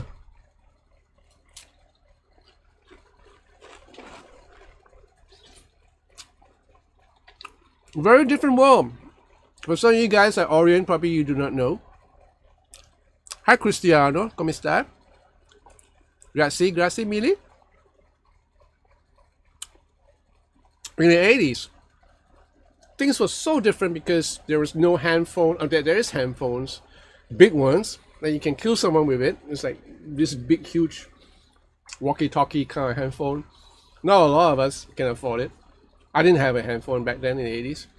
We had pagers though, with those things that will beep when someone wants to message you. Life was simple, you know. I remember in the 80s, after I came out from the army, I was working. I was like lonely. I mean, I didn't have a girlfriend then. I would go for movies. Sometimes I would catch like double shows at one go. I'll come home, sleep. Next morning, I'll go to work, and that's it, you know. And then when I started going into music, when I started playing music full time, it was an eye opener. You know, everything just changes from black to white or white to black, whichever you prefer. And I saw the whole world of rock and roll before me. Women, you know, drugs, which I never partook, alcohol, which I never partook. I managed to stay off that. And music and comradeship, like, you know, friendship among musicians, which I find is lacking these days. But back in those days, you know, when we were all starting out, we were all in our mid-20s, early 20s. We're young, we are eager to learn, you know, and there was no like racist barrier. I got guys, an American guitar player from Hawaii, who came over to play in this club that I played. He was taking down, I think I shared the story before, he was taking down the settings of my amp, which didn't make any sense because he's not using my amp. But he was like, he wanted to know how I got my tone. And we talked, and he's a phenomenal player. He can play circles around me, but yet he's so humble. And I asked him like, well, how do you come around with this band, you know? And he says he graduated from GIT back then. It was called GIT. And he couldn't find any work in LA, so he was like sweeping the floors of a record shop until someone called him for this gig. And he said he was so happy to be able to be in Singapore. It's a young kid. It's like 25, 26, you know. Nice guy, you know. And for that was like an eye opener for me. Like, you know, Americans can be really nice if they want to be, you know.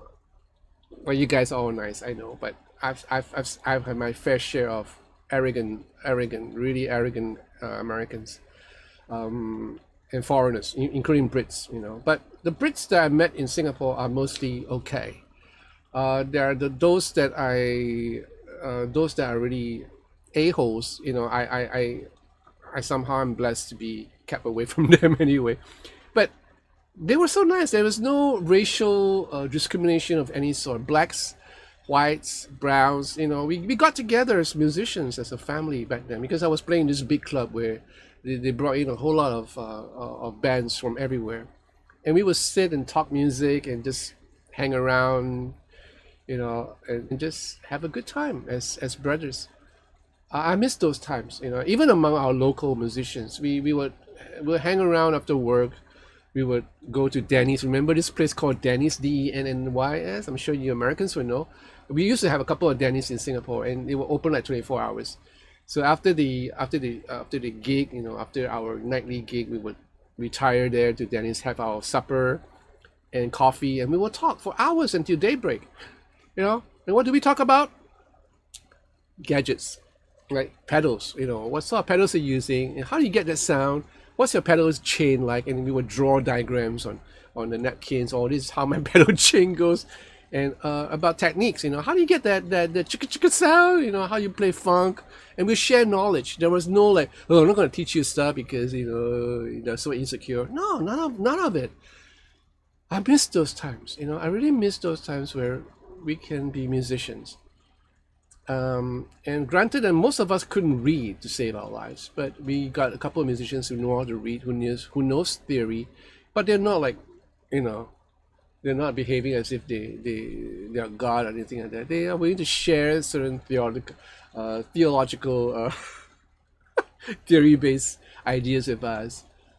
And yeah, I really miss those times. Anyway.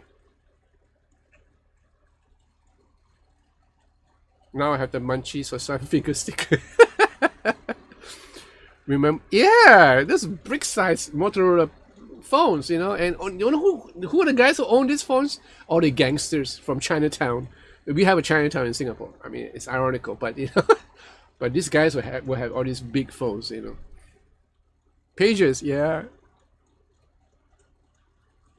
Those were good old days, I find. Relaxed t-shirts.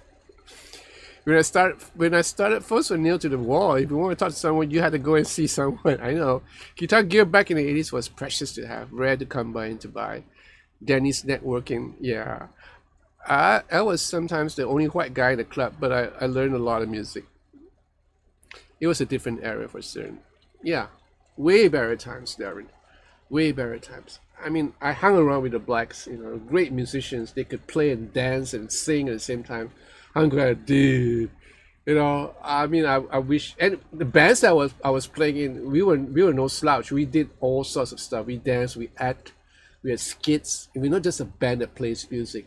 These days, the clubs, we were more than that. We were a show band.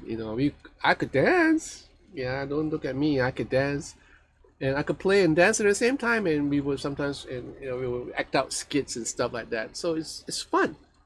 Yeah.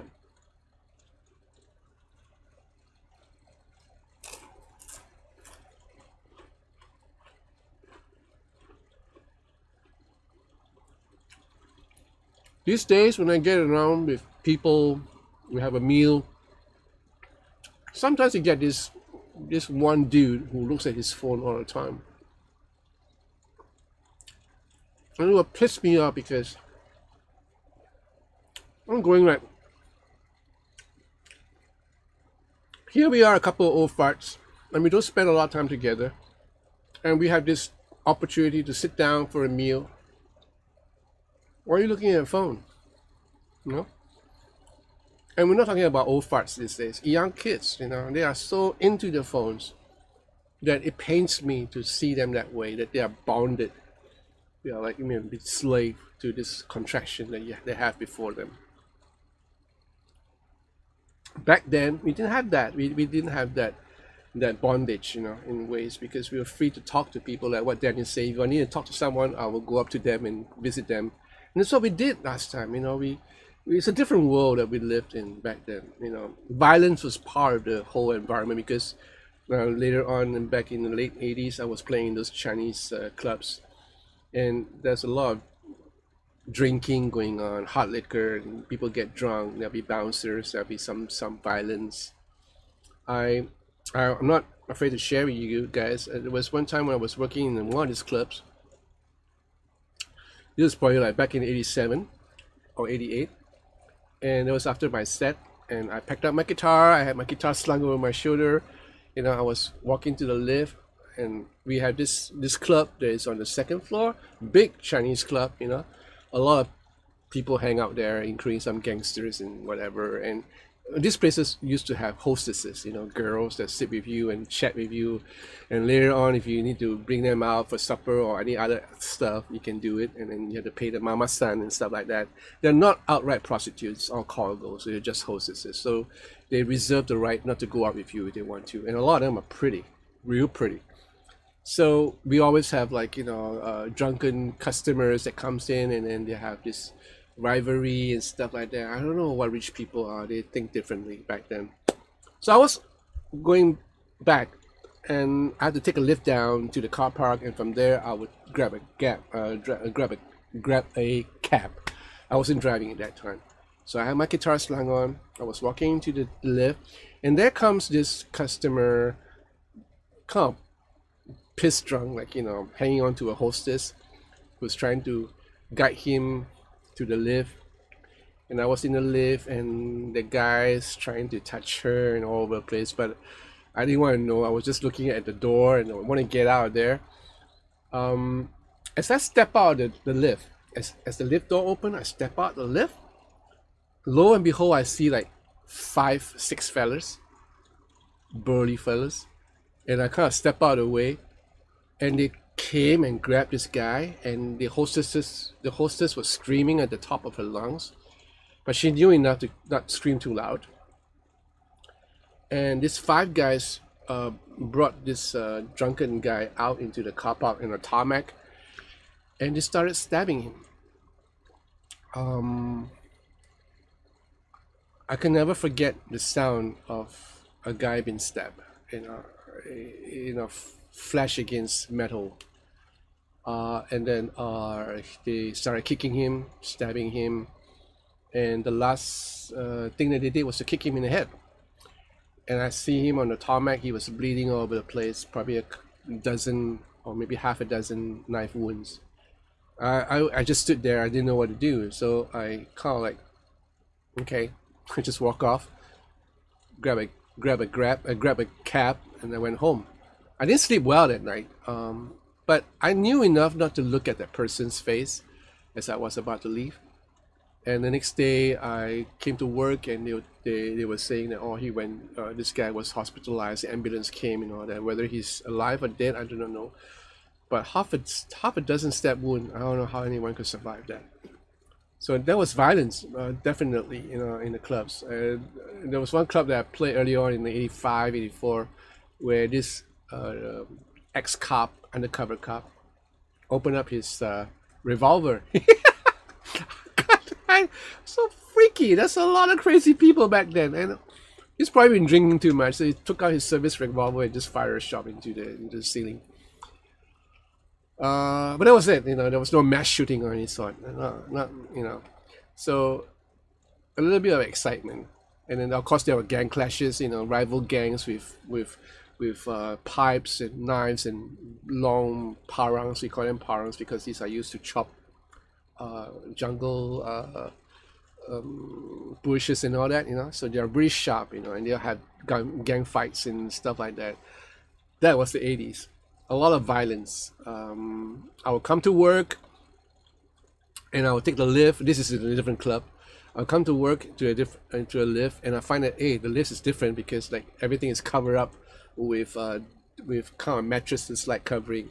And I'm going like, oh, what is this? And I thought like maybe someone is doing renovation work up in the building and they didn't want to scratch the surfaces of the interior of the lift. And then I asked the security guard, and he told me that someone was stabbed to death yesterday. I go, huh?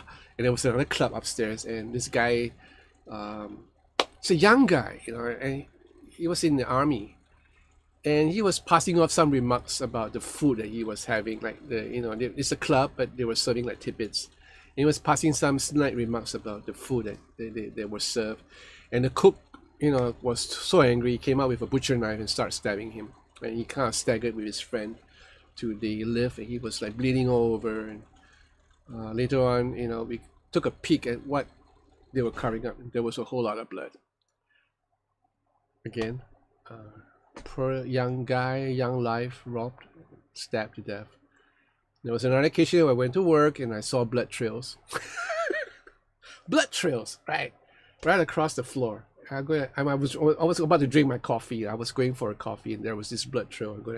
So this blood trail is fresh? No, it's not fresh. Obviously, it's not fresh. So it happened last night.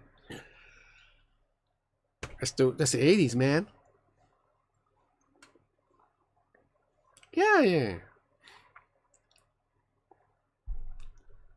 Rick Anderson. Wow.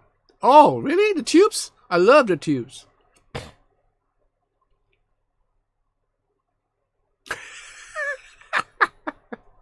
That's a nice one, Dennis.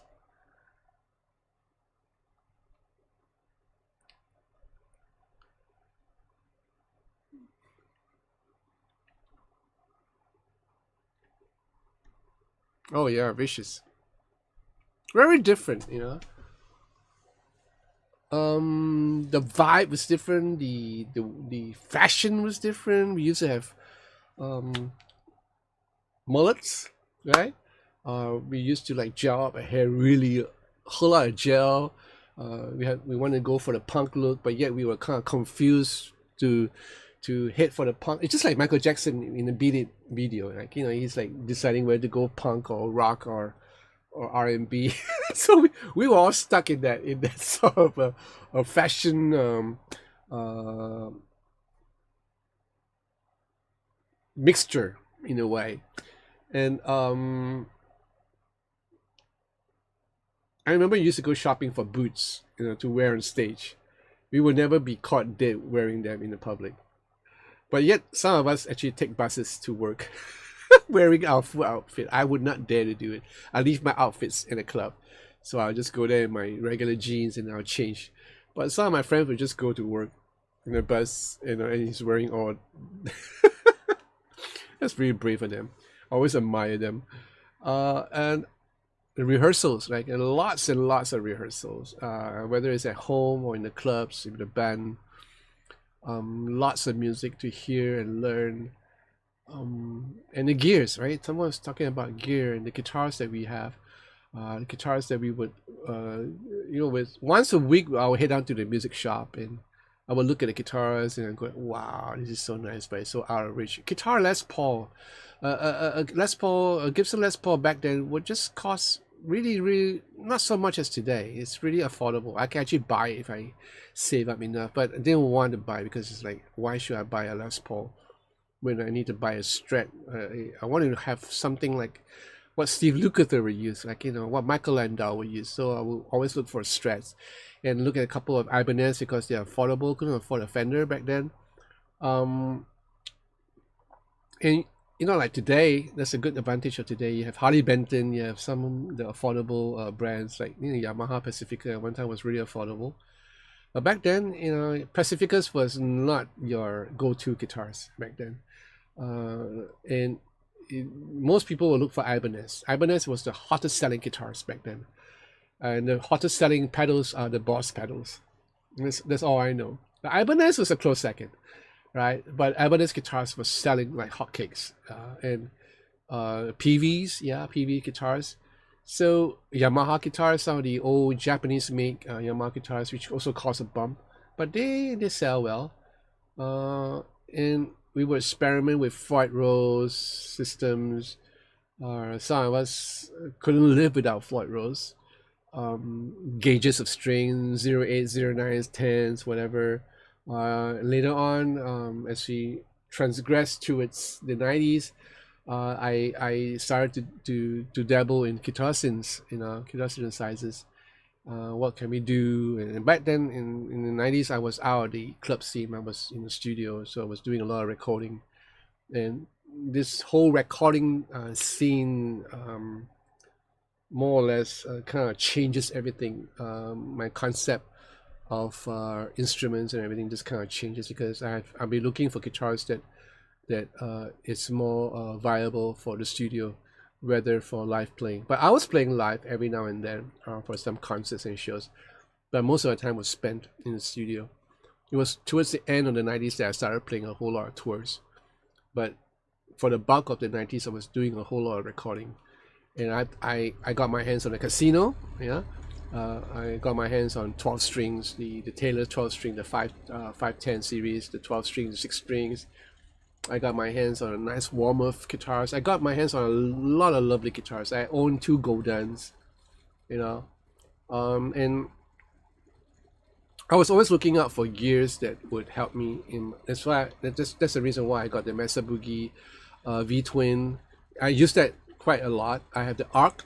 I wonder what you guys hear with the ART system, which is really nice. Rockman, remember the Rockman? Yeah, I use a lot of Rockman. I had the Rockman gear, the rack system. And then later on, the ARC was the first introduction for me for multi-effects. And later on, I had a GP100, not mistaken, from Roland. And I had a GMP one from Marshall, which is like a rack version of the GMP series of amplifiers, which is really good because it has a preamp out. You don't need a speaker sim, you can just drive directly to the board. Great sound. And then came the Line 6 stuff, like the pod. The first pod, I bought the first pod. I bought all the pods that I can lay my hands on. I just keep on changing until the latest iteration, which is the Helix. Yeah. So gear, they just change, and you can see technology gets better. You never heard of IRs back then. Now you have IRs, and you can simulate everything, including pedals. So it's crazy. There you go. Fell in love with Ibanez. / save the Les Paul. Yeah, I think he did. Yes, I think he did. Les Paul was like all the way down, until guys like, even with Jimmy Page using it, Slash was the one who actually brought everything back up. Yeah. Just like Bono.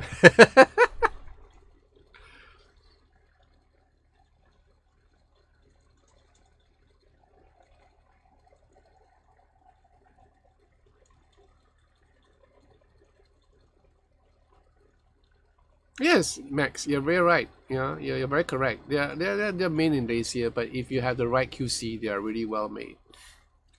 When the gatekeeper is there to keep the cows from getting out, you know you're in for interesting evening. All right.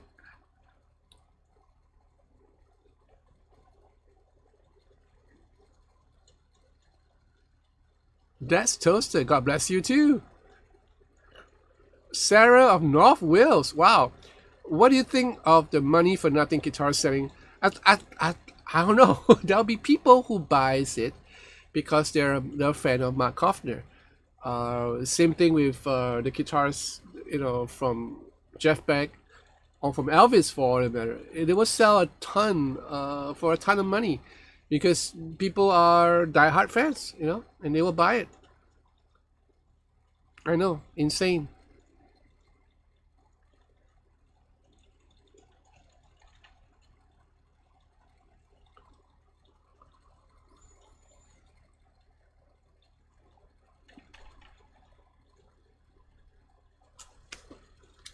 Okay.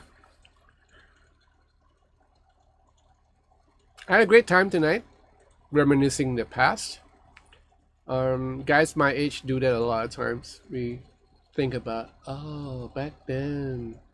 All right, that was what happened. Trying to remember names and faces. Photographs help. Like I have a couple of tapes here that I'll show you one. We actually taped this when I was in the club. So one of the things that I used to do when I was playing live was to get the engineer to kind of tape the set. And one of the reasons why is because I want to go back and listen to what I've done and whether am I playing the solo correctly or how the band is doing. And that's how I improve actually. And this is a cassette that I have, and I put in the photograph of my band. Can you guess which one is me?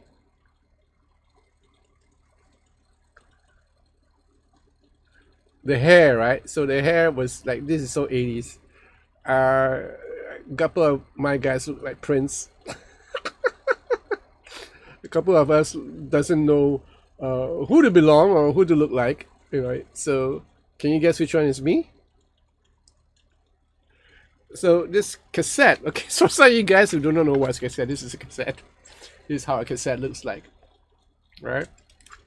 So I have this recording of the set that I did in the 80s in one of the clubs, and I can still play that because I have a cassette deck here, which I will not play here because I'll probably run into copyright infringement. But it's a good way to sit down and kind of reminisce about what we did last time and how bad your playing was back then.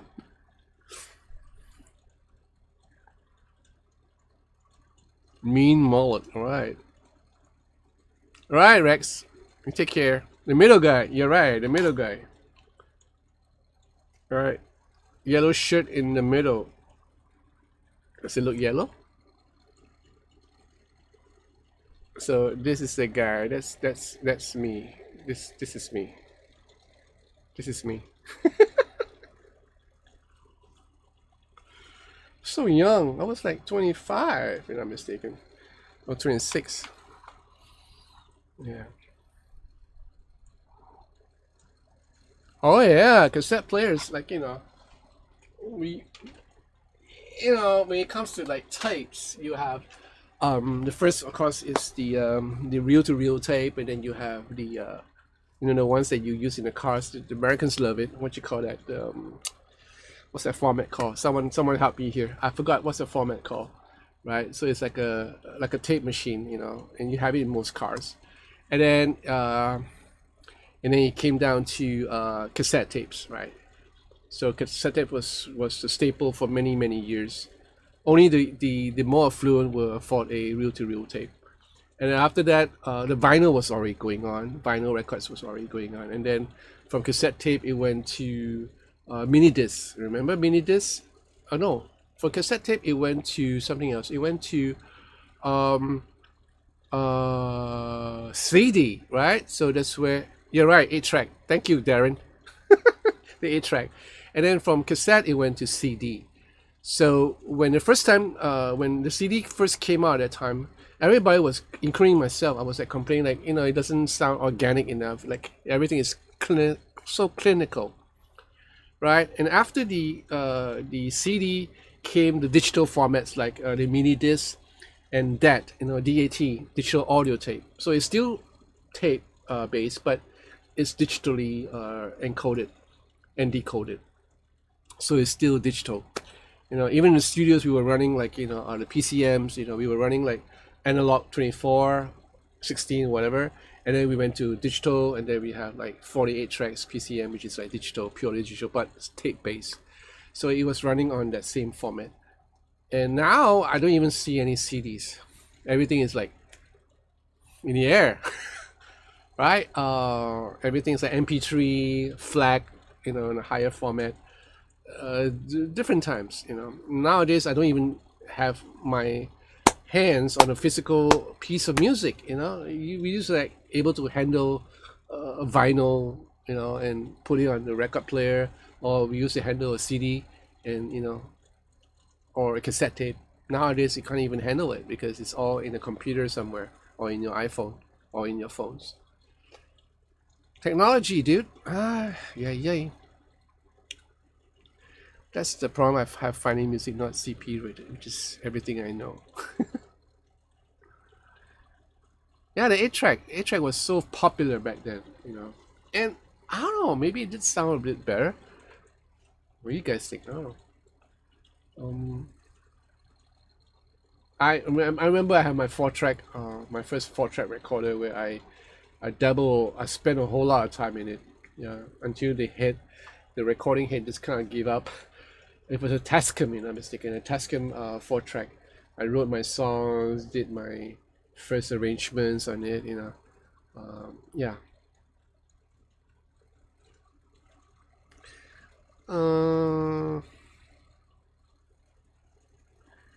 Yeah, different. I think the DATs actually they're actually not bad sounding. The DATs are actually not bad. So it's CD now compared to MP3s. The CD has better headroom and have better bandwidth than the MP3s.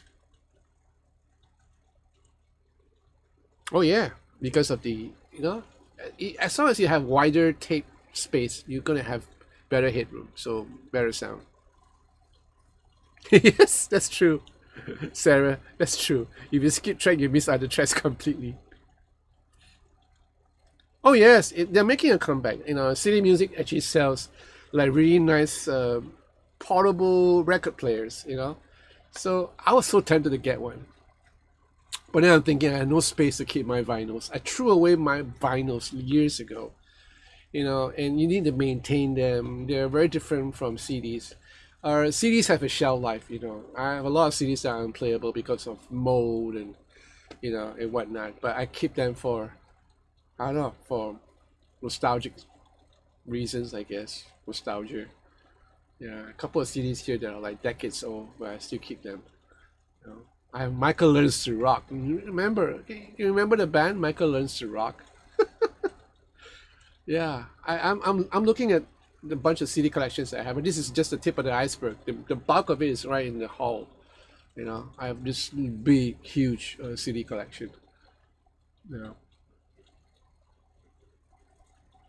Porno.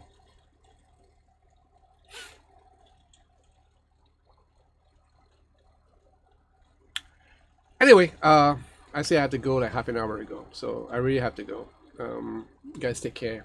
Please take care of yourself. I had a great time tonight. Thank you.